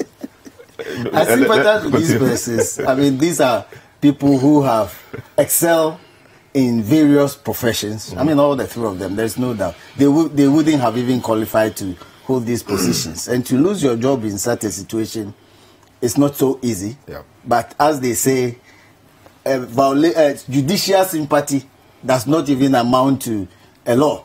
So however sympathetic we may be, the law grants benefits and also bites you by imposing a liability on you. Unfortunately, I've lost the thread of your I'm still looking at this. It's dealing with the issue about the competency of the petitions. Okay. But I thought you had concluded on that a long time ago. Whether the person is alive or dead, but the person was alive. The person was alive at the time the petition was filed. So he just explained that. So the question doesn't come up. That's not the only thing they raised. They also said that the persons who even appeared before the commission really did not. They don't even know about. They were not well informed. The quality of the witnesses. Yes. That is also part of the issue and the statement they gave. But so in totality, I think we need to just be confident in our institutions. They know that these things, when they come up, it is the Supreme Court that holds the final judicial power in this country. So any institution below that court, in my view, whose decision affects you adversely and by which you are aggrieved, you can always pursue this matter beyond this level. In fact, I encourage people to do that because that's the only way that we can have finality on issues of controversy as to whether a decision like this can even be enough to deal with what people are calling criminal matters, since this was purely civil. But we all know that a set of facts can be the basis for both criminal proceedings and civil proceedings. And the law even now says that both can be pending at the same time. So we need to look at all this and then give a finality to it. But if they are not aggrieved by it, then, well, other processes will follow. They may find themselves... But the Chief Justice, the NJSC, in the Ejechum case, made the point about rules that will govern the conduct of search committees. That's right. In this case, she had the opportunity to be the CJ now, and this fell on her to do. But we did not see any rules per se or a CI regulating the conduct of this committee.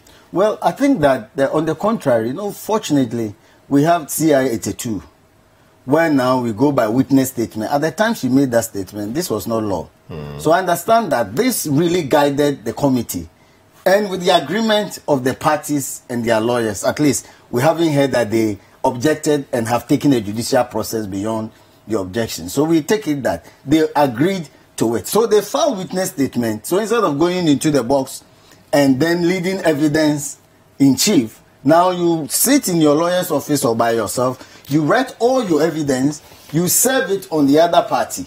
So I think this was applied, and this has in a way now, as to enhance the call for transparency in all these matters. So that before you go before the judge or the committee for cross-examination, you know exactly what the party and their witnesses are going to fix you with. Very well. Very well. Beforehand.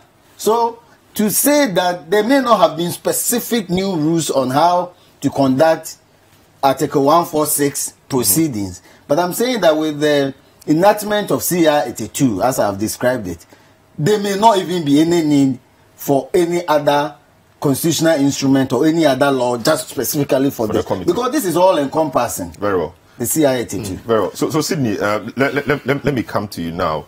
Many people have said that given the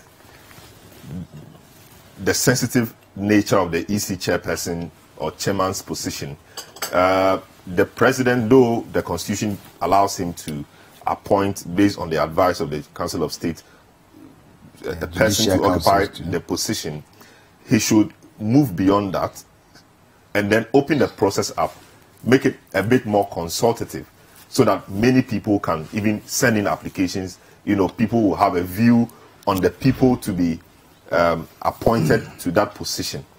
Is it a view you subscribe to? For example, yesterday, CODEO, the Coalition of Domestic Election Observers, said, and I quote one of the paragraphs, that CODEO strongly recommends to the appointing authorities, that's the President and the Council of State, not to restrict themselves to the minimum constitutional provisions for appointing leadership to constitutional bodies such as the Electoral Commission. Rather, CODEO urges a broad-based consultative approach involving multiple stakeholders, that is including civil society, in search and subsequent appointment of new office holders of this nature. Is it a view that you will subscribe to? I think CODEO must have borrowed that from me. I don't know how many times I haven't said this. You see, because it's not only with the EC or the Shraj boss or anything like that, but it goes across all our state-owned enterprises. For as long as we are committed to having state-owned institutions to fulfill gaps that are not necessary to fill, this problem will always come up. This problem will always come up. I think that during the week, a report has been released that the president has dissolved the board at Ghana Cylinder, and a new board will be constituted. You're going to have the same problems. They'll keep recurring. If you can't find an independent body which the citizenry agrees is independent and not politically influenced, then you will constantly have this problem. But before I finish it, I just got a very, very quick flash message from meteorological saying that it will not be raining in Koforidua.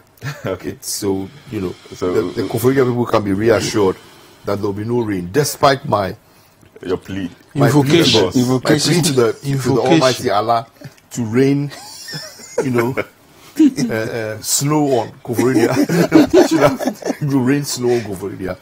Yeah, but the problem we have is the seriousness and the independence of the institutions in order to be able for us to get true democratic zeal. Look, you have to admire the way certain things are done in this country, and it never ceases to amaze me that on one level we are dealing with these, I would call, loftier, higher, intellectually challenging issues, just like how you've just enumerated. We are dealing with a conflict of legal wranglings, all right, in many issues, at a level that will totally fascinate international discussion, all right, as we go forward. And we can't clean Sodom and Gomorrah, which all it needs is a bulldozer. I was having a conversation with my very old mother. She's 93 going to 94 now. Amazing. And I was asking her when this Korle Lagoon thing came up. And I was discussing it with her about the regatta that they used to have on the Korle Lagoon. Right. And I was asking her whether she remembers it. And she says, oh, when aeroplanes started coming out, commercial flights started coming out, one of the first ever times that she saw an aeroplane was when it landed on the Sodom and Gomorrah Agbogbloshie stretch.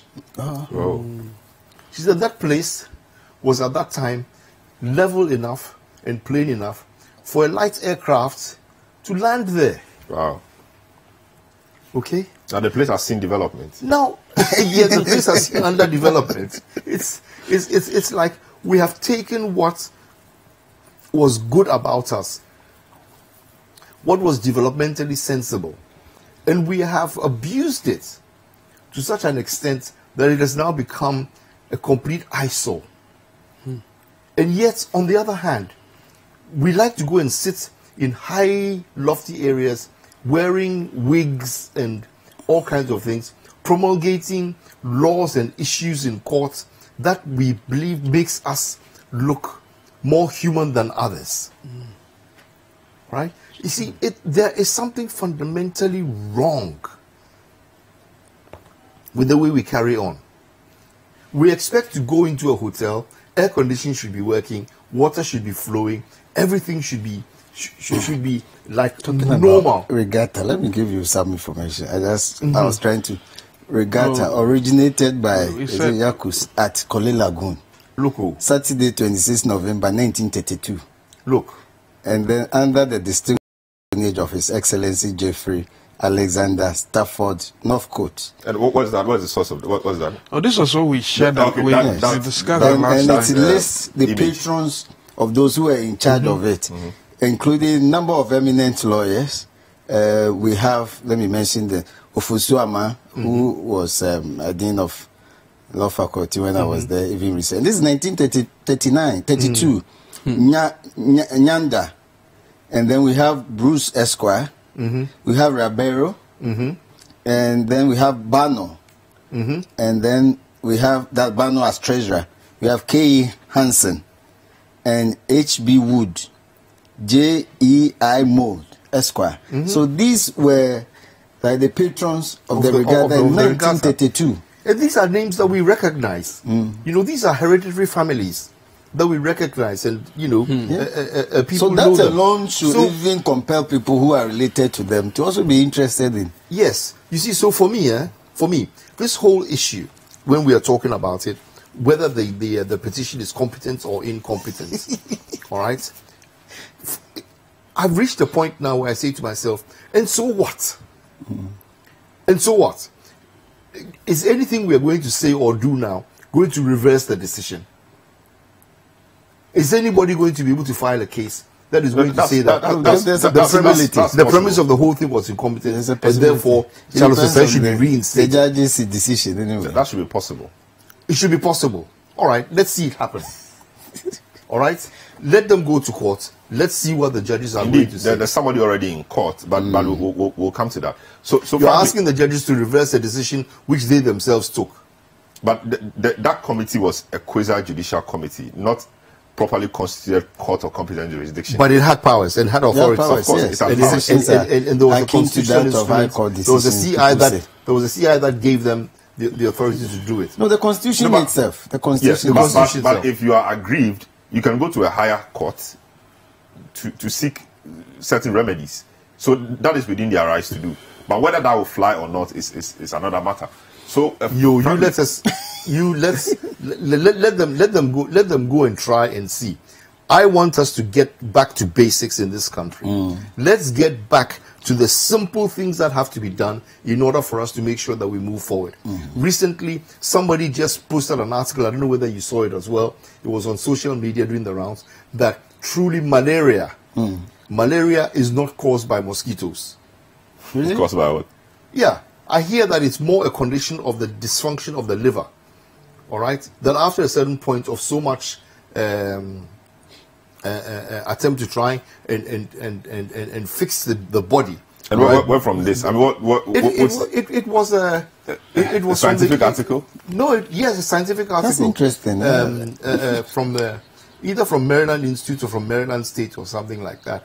And the conspiracy idea is that we've been more or less forced into depending on malaria drugs, which is one of the biggest selling drugs, and which is more. But those are conspiratorial and many other things. But you know, until we get the I mean, it's conspiracy. Properly, it's conspiracy. Then, you know, one of those interesting conspiracy theory. But we are sitting in what is supposed to be a malaria-infested society. This is where malaria is supposed to be most prevalent and most devastating in the whole world.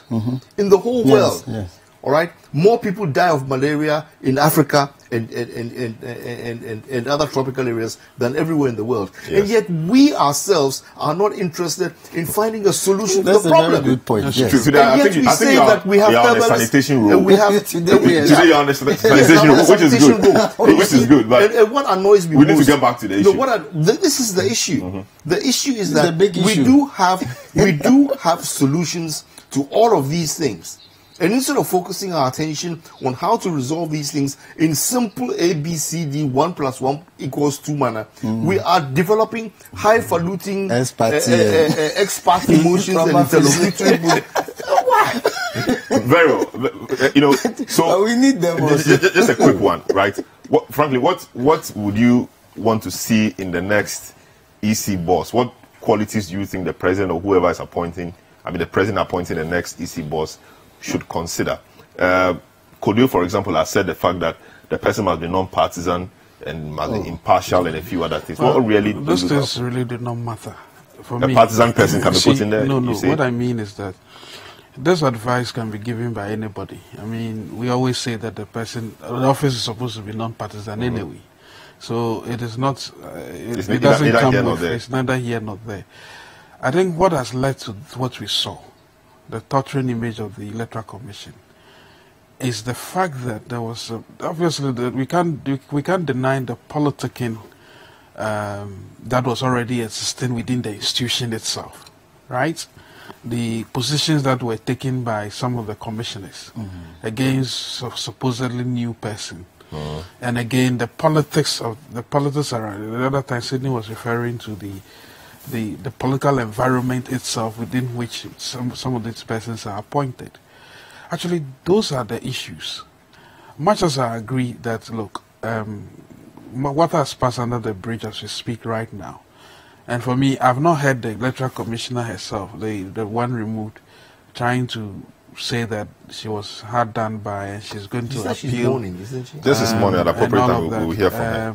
And I'm hoping she's not really going to put up any defense as in trying to go to the courts. But if she feels aggrieved, why not? Well, that's fine. But going forward, when she's finished her grieving, she should come and tell us how come she awarded contracts of that size without following the legal process. So for me, it is the governance systems that actually either encourage or discourage people to perform. And that's what I see all the time. If we go by the same process of appointing, or appointing a new one, we'll come back to the same issue. I do not believe for once that it should only just be an advice of the Council of State. But the Council of State itself, I'm not saying they are not honorable men and women, but the process by which they got there themselves is political. So for me, I find it strange that, it's just an advice that can be given. I suspect that what should be really done, irrespective of whoever is eventually picked, we should allow the persons to do their work. But the persons must also respect the rules of conduct that govern finances as well. Because the Electoral Commissioner cannot be pardoned, in spite of what we also know, that, look, some of the decisions she took was because of the undercurrents there. But it shouldn't have led her to violate public financial management rules, So we should rather be interested in having a commission that we can say, we are not saying that people should not disagree within the commission, but when it happens like it happened, it shouldn't be so dirty and so, it was misbehavioral, which was the reason why I suspect the condition was, it was stated misbehavior, right? It was all over the place, and we don't want that. Can I just say this quickly? Yes, I just want to address, you can add that to it, just quickly in 1 minute. The call by Kodil and the fact that the Constitution says that the President must act on the advice of the Council of State, won't open it up, make the process flout the dictates of the Constitution? Well, that aside, I'd say that it doesn't matter how many people get involved in choosing commissioners of Electoral Commission. Don't an entire constituency vote for a member of parliament, and yet sometimes they become so dissatisfied or don't the whole country vote for a person to become president? And yet we become dissatisfied with the performance. And sometimes it relates to incompetence. So I don't think that is really the point. Yeah. And I hold the view that it depends on the integrity of the person. It depends on who the person thinks her loyalty, ultimate loyalty should be. It is the Constitution. I mean, when the person appoints you to public office, it ends there. Don't forget that. He doesn't use his pocket money to pay you for the work you are doing. It is for the people of Ghana. And if your conscience, and we all take the oath, we take the Bible, we take the cross, the Quran, and some also affirm their belief. In your own view, and in relation to the Constitution as you understand it, and this oath, is this the right thing to do? Do it. When you are sacked, you know that your conscience is free and that you serve your people. So it shouldn't matter. In any case, the Council of State, we have 10 people voted from all over the regions. How much more representative should it be? And then we have 4 people, of course, appointed by the president. Want to go to the next discussion, which is on the CDD has been a previous chief justice and so on. I don't agree. I think I see the Afarijan went through the same process. Afarijan was there till he retired.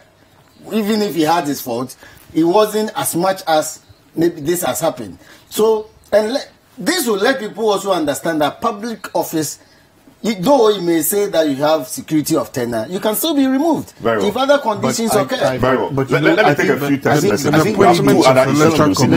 Let's just wrap this up, because I think that sometimes we make too much of a big deal about things. You see, even in corporate organizations, private business, you're looking for somebody who's going to head your IT department. You screen, you review, you interview, and you select. You can still make a mistake. Right? You can still find somebody who will come in there and say all the right things, and yet when he comes, he can't deliver. So in so many ways, we are probably an overreactionary society where our expectations are sometimes totally unreasonable. Okay? I mean, how can you guarantee that the person who you appoint to be electoral commissioner is going to be the most astute person and the best respecter of the Constitution and the one who respects all the laws and is able to implement them and apply them? You have no guarantee. But there's a certain environment that must also exist. Yes. So in all of these things, we have to be mindful that even the pool of people from whom you can select that person, you can still make a mistake. You can still make a mistake. Very well. So let me take a few of your messages, your tweets you've sent to me.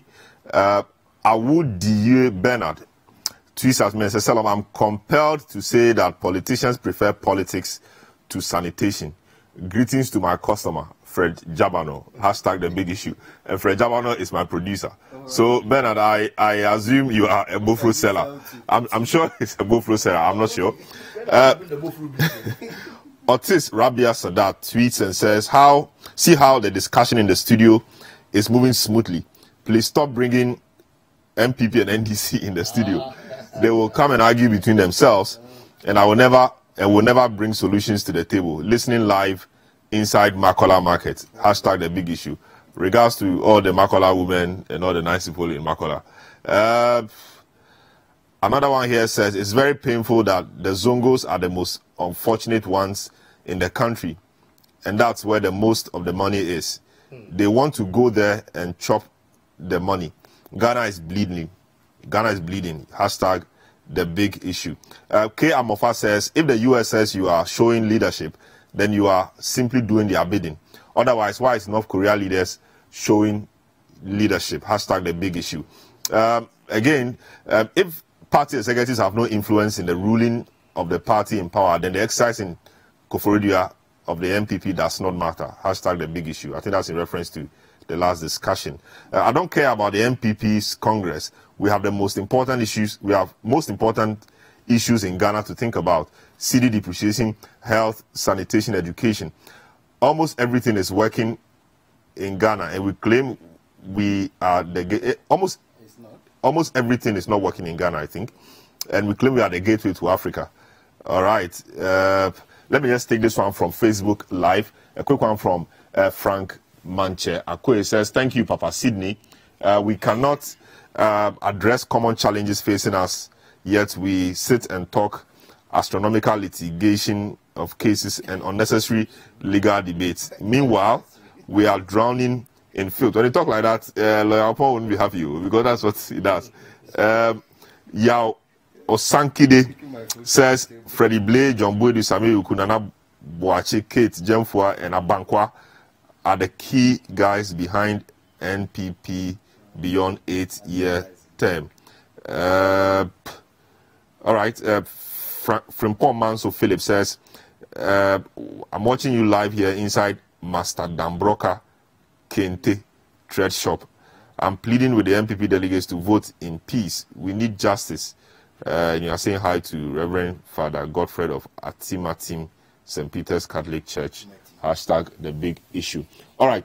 So we'll go to the next issue, Kelny GVG. And guess who I'm going to start with? Franklin. So Franklin, Kelny GVG, we saw two things this week. We saw that the court ruled that the government or the communications ministry should make available to the public contract documents you have spoken about many times here. And the fact that the court is injuncted the operations of Kelny GVG, if you like. Can you take us through exactly what the court said and what this means for this whole Kelny GVG fight or matter? You have only 2 minutes. As it started as a... yes, you have only 2 minutes. Because when you leave your Kelny GVG, you can go there. No. I mean, look, let's just say that the rudiments of democracy allows us to test whatever levels of, if you like, discourse that we want. And the courts, indeed, as we were told by the ministry, to head to court. To go and affirm our case or otherwise. So some good citizens decided that they were also going to take on the case because they thought that there were privacy issues, which I must admit, it's one part of the discussion, because for us at Imani, our whole issue was on value for money, basically. I mean, at no point did we really say that somebody has stolen money. We just said that this contract creates an opportunity for waste and corruption, by the way. Anyway, so the matters went to court, and I think even before the judge would rule on the substantive matter of the privacy issue, there was a request about contract documents. Don't forget, it was the same judge who ruled in the Citizen Ghana movement issue for demanding for bus branding, the bus branding issue, the information and all of that. Yeah. And I suspect he asked the question whether we had the contract documents. My suspicion is that the ministry thought that they only meant the contract. So the lawyers were quick to say, well, listen, it's not just the contract, but the contract document, the tender documents. Because those things are vital. There's a reason we're saying that. Because you see, how were we able to prove that in the case of AfriWave, it was fraudulently awarded the contract? It was when we had seen the tender documents, where 25 turned into 37. And the NCA at the time said, oh, it was transpositional error. I mean, 25, it should be 52. But it turned into 37. So we saw the bill of quantities. We saw the award scheme. And then found out that these things actually affected the whole sanctity of the contract, by the way. So there's a need for us to know exactly, end to end, what exactly happened, especially when the PPA director has told me on air, and I'm saying this, everybody who watched that program would, this was on a sister station not long ago, that contrary to what the ministry said, that the documents are with the PPA, the man said there are no documents with me in this case. So we need those documents, and that was the first ruling. As I understand, the substantive ruling itself will be next week. That's the one on the privacy issues, right? Then before that will settle, I think the following day, we heard about the Court of Appeal, unanimous dismissal of a stay of execution of an injunction that had earlier been procured by Suba on the same matter. I mean, Lawyer Points here, I'll defer to him what that actually means. But for me, my understanding is that this has dealt a severe blow to the credibility, indeed, of the entire enterprise Kelny GVG. And I've been urging the government, and I think we are urging the government, that it is being embarrassed constantly by this.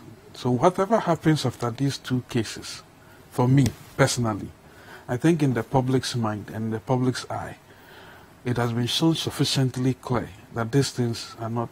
And there are other two cases, by the way, the one on the public financial management, the one value for money ones, which have not been called yet. So if anyone thought that this which started was just a fluke, it wasn't going to end the way they thought it would end.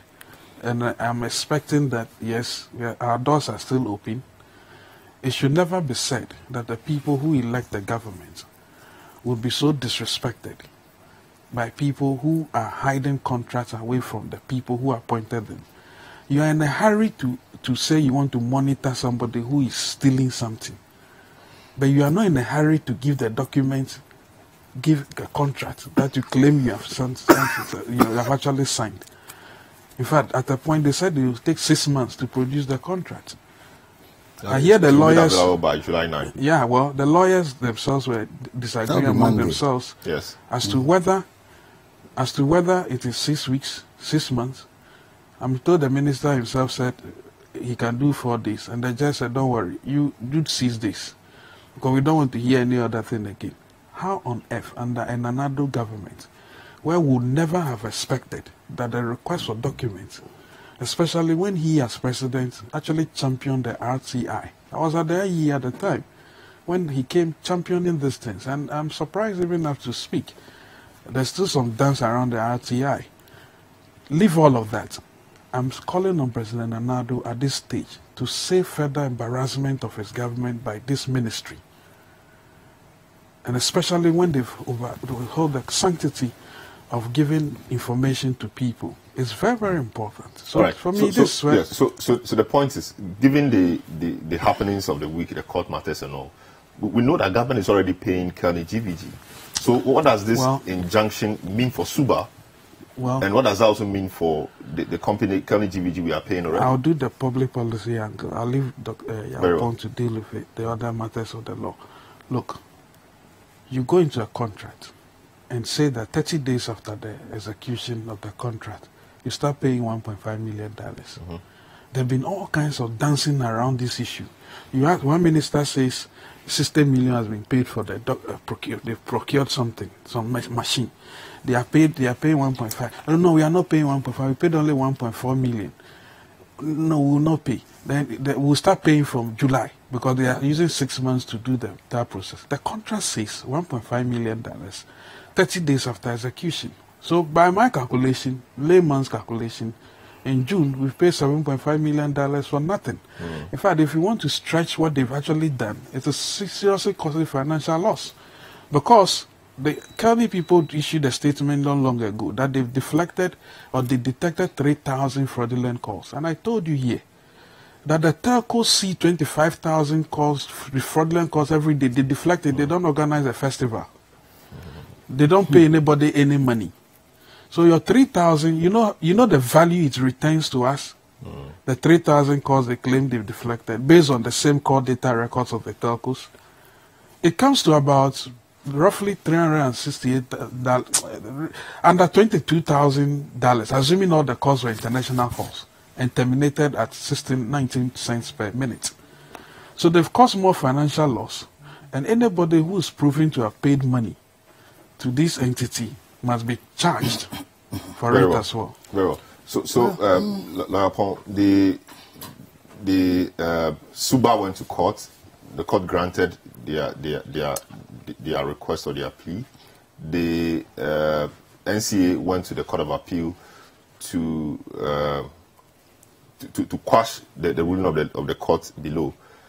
The Court of Appeal said that they didn't show enough cause why the question should happen. Special circumstances, you usually put it. So what does this mean for Suba, and what does it mean for Kelny GVG? Because Kelny, we understand from Franklin's submission and submissions elsewhere that they get paid at the end of every month, $1.4, $1.5 million.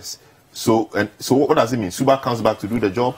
The monthly payment we make to Kenny GVG is to stop. What does it mean? Well, I think first of all, from what Franklin has narrated, should tell us that, and I keep on saying that our courts are working.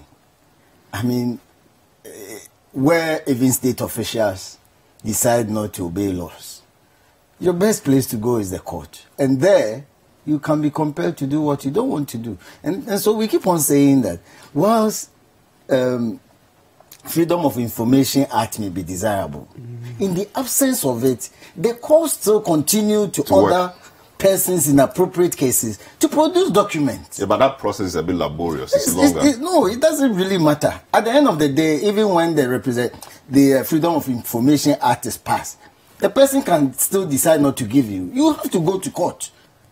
And of course, it's not every document, even under the Constitution, that should be given out anyway. You have to go to the Supreme Court finally for it to determine whether it's even a document that should be disclosed. You remember the Gitmo 2 case? That one was even shown to the lawyers alone. Yeah. And they made an undertaking. So these are very important matters. Me, I'm very happy. And that court you mentioned, regular basis. These arguments are raised by state officials and they've been dismissed.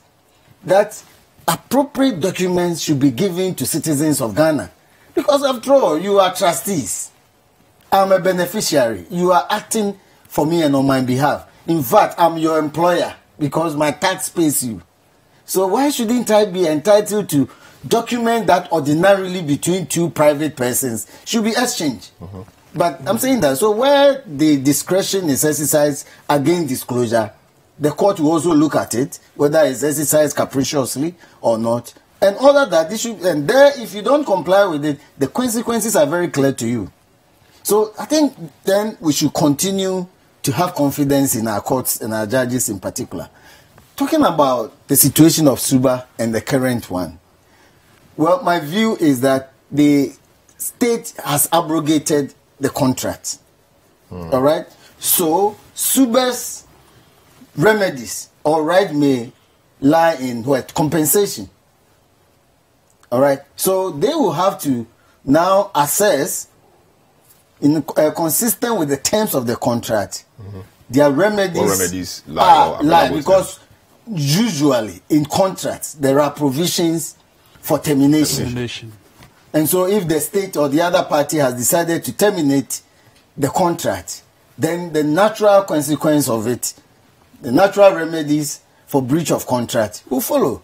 I mean, compensation is a natural remedy in most cases, and some other collateral remedies that one may ask for, maybe cost and things like that. So I'm not very sure that they themselves will be insisting on renewal of the contract that has been abrogated, but rather to take the compensation, which can be very huge indeed, in view of maybe the manner of abrogation and the cost to them in terms of assets that have and facilities that have been procured. So I should think that should be maybe the approach of Suba. Okay, go. What it is really, what you are saying is ideally should be the case.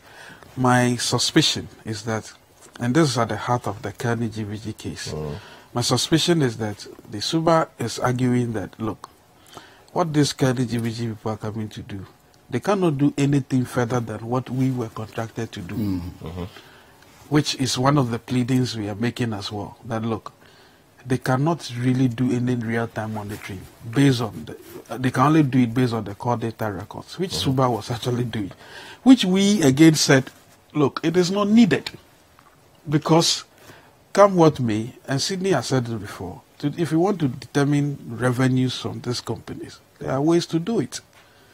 In fact, we have even suggested that we spoke to a lot of telecom engineers around the world. That's why if you really want to check fraud, the equipment is $55,000. Go buy the equipment, do random calls into the system, and if the core data records come and those specific calls, they can be 1,000, and not on those calls, They raise preliminary objections. You cause the likes of PwC, Deloitte, whoever wants to do proper audits and find these companies. So those are the other matters. But I think what you also say is that at the end of the day, I mean, why? If the person is being hostile to you as a you hold a contract, and the person says, I no longer wish to work with you, the best you can do is to take your money and walk. Yes. But beyond that... Yes. So, but in conclusion, I think that, well, now these matters are in court, so I'm a bit careful in having seen the pleadings and so on. But these are the natural consequences of what lawyers or parties will ask. So let us also continue to note that the jurisprudence is changing. Now, with a few cases, even at the level of the Supreme Court, where previously persons charged with criminal offenses, unless, as they say, is a crime on indictment, like murder and so, you never even get a copy of the statement your own client has given to the police. The police will put it here, and they will never show it to you until they tender it in court. And sometimes that day they say cross-examine. Your own client's document. Now, it is in the past. The Supreme Court has held that. And for me, it should not only be seen to be in relation to criminal cases. Civil matters like this, yes, you can exercise the discretion, but it should not be capricious. What wrong will it result, or what adverse consequence will it result when the very document you are going to use against the other person is kept by you? Now, by the rules, the CIT, you have to exchange everything. The document you don't exchange beforehand, you'll not be allowed to tender it or rely on it. So even without this court order, at the appropriate time, I'm very sure that any other document that have been pleaded or have been mentioned in the pleadings, the prayers and all that, that is not exchanged, will not form part of the evidence that you rely on. So it's simple now. Thank you. It appears that the events of the week appear to be victory for civil society activism and things you guys have called for many times. Documents of contract as basic as sanitation, you know. And I hope you will not find a way of bringing sanitation. The revenues will help us deal with sanitation. A lot of things have to be sanitized. Look, I've been trying to get my thoughts organized on this issue, but sometimes the emotions are so strong. You just get either fed up with reading the commentary, or you come to the straight conclusion at the end of the day that this thing can be very, very simple. And the simplicity of it is that it doesn't make any sense. See, it doesn't make any sense. There was absolutely no reason why anybody should have ended up in court on this matter. For a copy of the document. This is a very, very recently signed contract, December of 2017. Or was it November? I think, Frank, it was December. 19 December. 27 December. Because Franklin made the point the last time that just after returning from the Christmas break, it was signed. Yes. So the documents should be fresh. They should be available. Everything should be there. And especially where the Ministry of Communications is saying that we have followed all due process. We went to tender board. We went to procurement authority. We did A, B, C, D, E. Everything has been done according to the law. Why, therefore, are the documents not available within 24 hours? Why, therefore, should anybody even think that they can suggest that it will take us 6 months to put the documentation together? If the Ministry of Communications doesn't have the information, the Attorney General's Department should have it. Because you cannot sign, and you should not sign a contract on behalf of government without the AG looking at the detail. But let's roll back. Let's roll back a little. Quickly. Because I have the city depreciation to do. Oh, the city depreciation is simple. That one, there's not much to talk about it. As we sit today, I would like to know, how much did Suba recover for this government? Thank you. How much did Suba recover for the people of Ghana? Thank you. With all that was done, Yeah. and what was paid. And they got almost, I've forgotten the figure, but several millions actually. We don't know. Suba recovered several millions. No. I'm saying that they got paid, but we don't know what they. We don't know what they recovered. And I remember at the time when the Suba deal was being cut, we made a big noise about it. It was a whole brouhaha. Okay, we went through all of it, and we questioned the fact that, is anybody going to tell us that for putting up a spreadsheet, in order to be able to gather data and analyze it, we should be paying so much money? But up until today, nobody has been able to tell us from the GRA or the NCA or from government how much exactly we saved by awarding the contract to Suba. Very well. So if you have not done that, if you have not been able to at least ascertain that this contract yielded so much excess revenue over and above what we paid, why are we doing it again with another company for an even bigger sum of money, as far as I'm concerned? Very well. So, still listening to The Big Issue, coming to you live from our studios here. Yes, you have. Okay. Coming to you live from our studios here at number 11, Dr. Martin Loop, in Adabraka in Accra. We are live on City TV. We are on Facebook Live, and we are around the globe at citynewsroom.com. Mause Amesame says, my issue with all these huge sums being used for intangible developments such as Kelly GVG and Ghana Card is how do these affect the quality of life of citizens in the immediate term? Do these contracts better our healthcare, education, transport, and food prices, you ask? Sanitation. Enough of judgment debts in Ghana. I think all people who may have contributed to Kelly GVG deal, if found to be bad, must be made to pay any judgment debts that may result from Amofa. So we will take a quick break, return, and look at the last issue on the table, which has to do with the recent politics we've been playing about Ghana's currency, the cedi. Stay tuned in. This is The Big Issue. The CDT, just adopt Donald Trump's.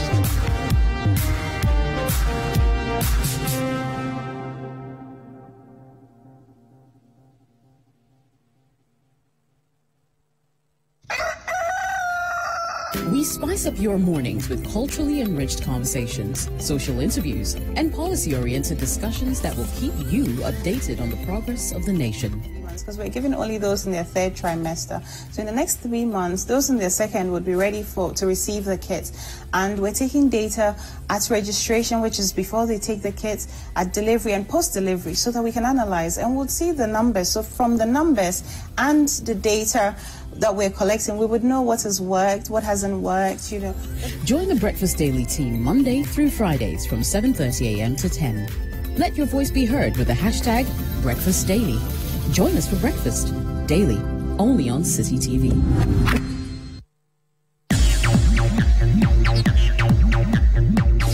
Live music, interviews, poetry, and more with your favorite personalities.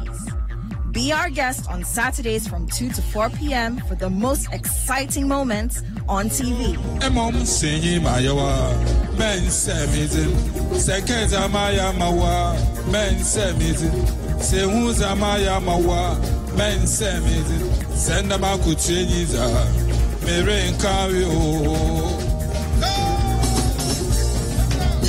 Join Kojo Akoto Boateng for real entertainment right in your living room. Saturday Live on City TV and City 97.3 FM.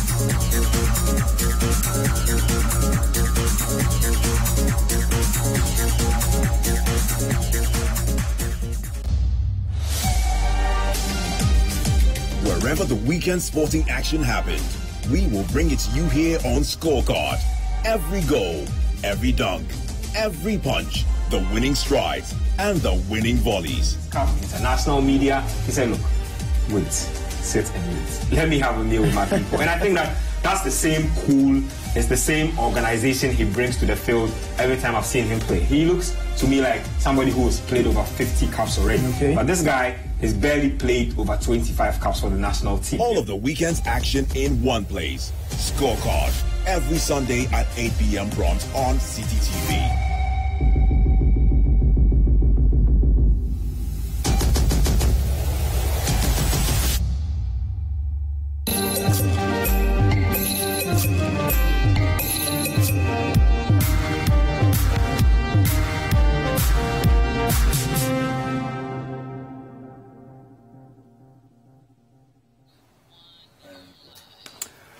You're welcome back. This is a big issue. We are live on 97.3 City FM. We are on City TV. We are around the globe on citynewsroom.com, and we are on Facebook Live. You can tell your friends to log on to their Facebook, look for City TV or City 97.3.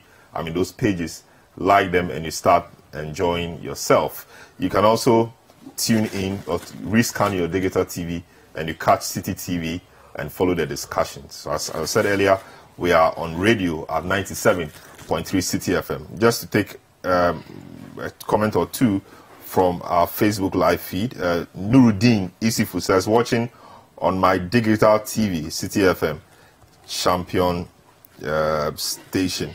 Constant Ameja says, keep up the good work. And a number of comments, you know, as part of the stream of comments we have on our Facebook live feed. So want to move to the issue about the depreciation of the cedi. I'll start with Sydney. A couple of weeks ago, we had a similar discussion here. This week, the deputy minority leader, James Klutse-Avedji, predicted that the cedi will close the year at 5 cedis 20 pesos, 5.20.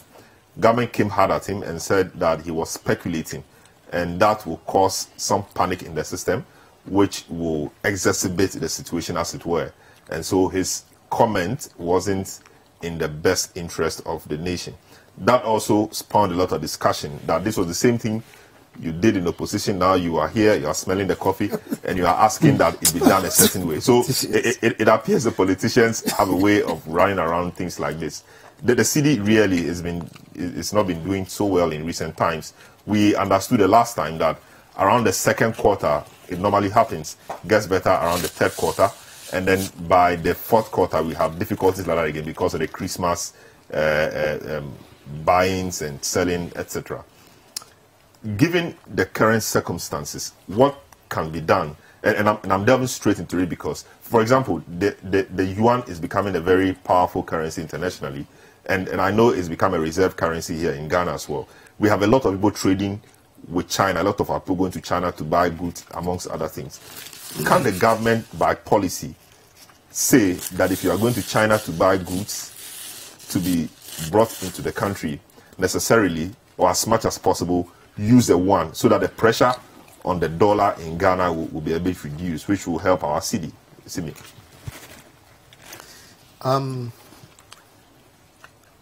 My initial response is that you're trying to jumble up too many things into what you think is a simple matter. We in Ghana have become very dependent on using the dollar as a medium of standard reference. So everything we do, we say it would cost me so much in dollars if I were to do so. This is an importing economy. We are so dependent on imports that we must be dependent on some currency or the other. If the direction of trade changes and we do more business with China and with the other Asian countries, then of course you would expect that we would be more dominant in that currency. But you see, I've always maintained that the problem we are now creating for ourselves is that we are not thinking through the real needs of our society. You need to ask yourself, in terms of the direction of trade, where are we getting a lot of the produce from? We are dependent for light industrial goods and for domestic goods on most of the Asian countries. So we bring in goods from India, we bring in goods from China, we bring in goods from Korea, etc., etc., etc. And at the same time, we bring in food, principally the packaged foods and things, is now becoming more South Africa dependent. But how are you going to win this game? How are you going to get to a position where you are more dominant, all right, in an economy where you are totally dependent on other people bringing their goods and supplies to you. Ghana is not exactly a huge economy. All right? It's not exactly a huge economy. And we have to get to a point where we determine whether or not, and sometimes I'm not even sure, whether or not the 28, 29 million persons who are supposed to be in this country are all truly Ghanaian. We have such a huge flux and flow of people from other ECOWAS communities, and they come in and go in transients, that after a while the transient becomes a core, and they remain here. So you probably have about 5 million, maybe 6 million people who are from other West African countries, but who are counted in our planning and our economy as part of Ghanaians. We haven't been able to perfect the way we actually plan and the data that we get in order to be able to project where we are going. So if somebody comes in from Nigeria and is holding Naira, they mostly will come in to be able to come and change the Naira into dollars. Because for them, they need the dollars for other purposes. You got the CFA, all right, which has been a very stable currency because of the backers of the CFA for so long. But people come in from Ivory Coast, from Togo, and etc. They also come in with CFA. And I'm saying it all the time that you don't need to have dollar exchange transactions. My hotels, my restaurants, all the places of currency activity, you should be able to come into Ghana and use your CFA to just pay for your food, pay for your hotels. So we don't encourage people to use Ghana as a transient medium exchange in order to be able to drain the economy with dollars. In the run-up to the elections, I remember, we did have a lot of brouhaha about the exchange rate depreciation. An exchange rate has now become a barometer. Is it a good debate or discussion to be having at all? As long as it's not politicized. No, I mean, because, I mean, like in the lead up to the election, for example, and we live in a very politically charged environment. So those fueling the discussion will be fueling it for a reason, just to bring your mind to the fact that, or bring the people's mind, or in this case, the electorate's mind to the fact that you promised this, but this is what is happening. And they also counter. So we now have the media space dominated by the discussion about the strength of the cedi vis-a-vis the dollar, and so the dollar is running like Usain Bolt, the cedi is unable to catch up, you know, and this speculation doesn't help the cedi. So is it a useful debate to even have at all? In my opinion, it's a waste of time. All right, it's a waste of time because you don't have a production base in this country. Okay. Maybe I've been saying it in a very, very roundabout manner. But for as long as you don't have enough productivity to be able to stop the importation of just about everything in this country, you will continue to have pressure on the cedi. It will always depreciate. Okay? Because every time, and you see, I don't think I understand it, and I don't think the people of this country understand it. Our inflation is one of the highest in the world. So when you import items into the country, you are importing other people's inflation. Yet that inflation is lower than ours. So ideally, it should be stabilizing prices and keeping things going. So the only reason why it is not happening and is not working is because there's too much smuggling and the lack of paying the right appropriate duties at the port of entry into the country. And that is the key reason why you will continue to see the depreciation happening. So I think that our economic management team, if they are truly doing a good job, should have an answer to this problem. And together with the central bank, they should be able to manage this situation. Okay? It's more of a direct financial intervention which has to be implemented than otherwise. So I don't have an answer. Very well. So Sydney is speaking a lot, but essentially doesn't have an answer. Let me come to you quickly. I want to end with Franklin. Financial professional. So, but one time in this whole building, I put it in a way that Sydney described as quite simplistic. I think that was the word he used. Then look, when we were growing up, we were told that the strength of a country's currency has some correlation to the amount of gold that it has in its reserve. Very true. Why is it that we are extracting gold in such commercial really quantity? belong to us. People extract, they take them away. Yeah, so keep the gold. So why are we extracting gold in such commercial quantity? And yet, look, the lowest we can go will be 4 cedis to the dollar. That one will have done very well. And I don't remember the last time we got to that stage. So I'm still asking, why is it that US, I don't think US, they even extract gold. I know of oil and so on. They have gold as well. Yes, but minimally, at least compared to the size of our nation and that. The size of the US and what you get. In the UK, I'm yet to know where they extract gold in the UK. Of course, that is what has supported their pound, that even the dollar is not able to meet its value. So I just checked from a simple definition or a simple question, why the effect of gold on currency. And I don't know whether it's a credible place, but it says on the other hand, the value of that's a country's currency will increase when the country is a net exporter, and that the amount of gold the country has in its reserve will have an impact on the strength of the currency. Well, so I'm still asking, in the simplistic way, why don't we keep the gold?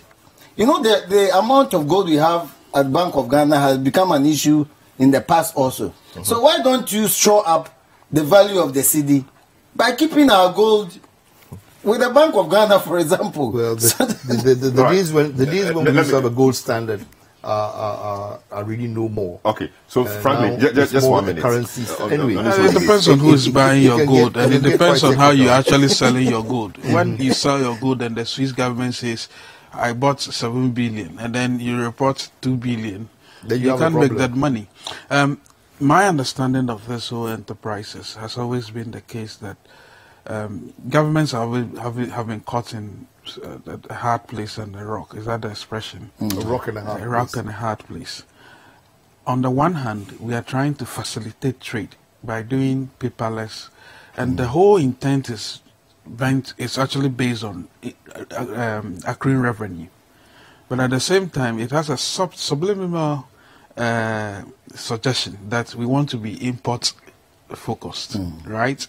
But what Sydney has been saying, and I think everybody has been saying as well, is that look, if you do not build your production base, and by production we are not saying what's it called, planting for food and jobs into the kinds of things we are seeing right now. It should be more laser focused.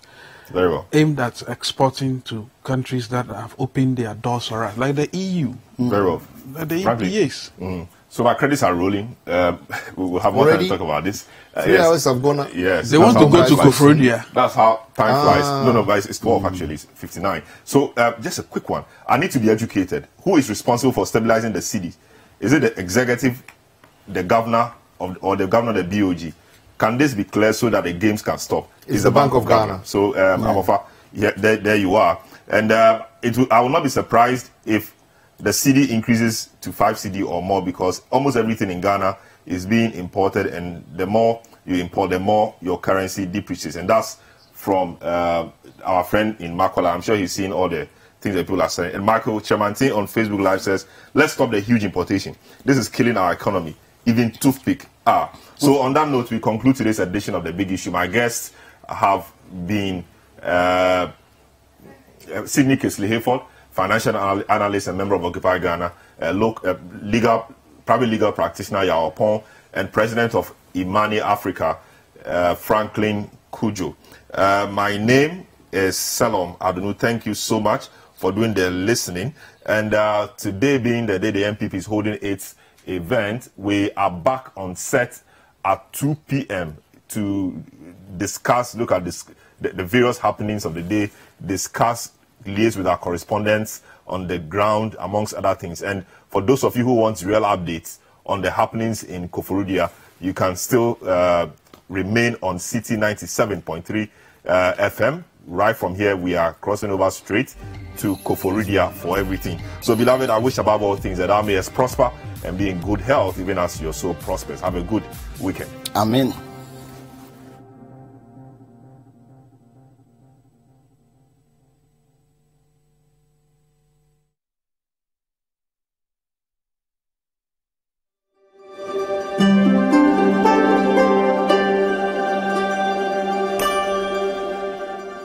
Take on the golden generation of Croatia in the quarter-final stage. DW Sports correspondent Oliver Moody is in Sochi to break down that game for us. It's another huge day for the host nation, a quarter-final here in Sochi that nobody thought was possible before the tournament, and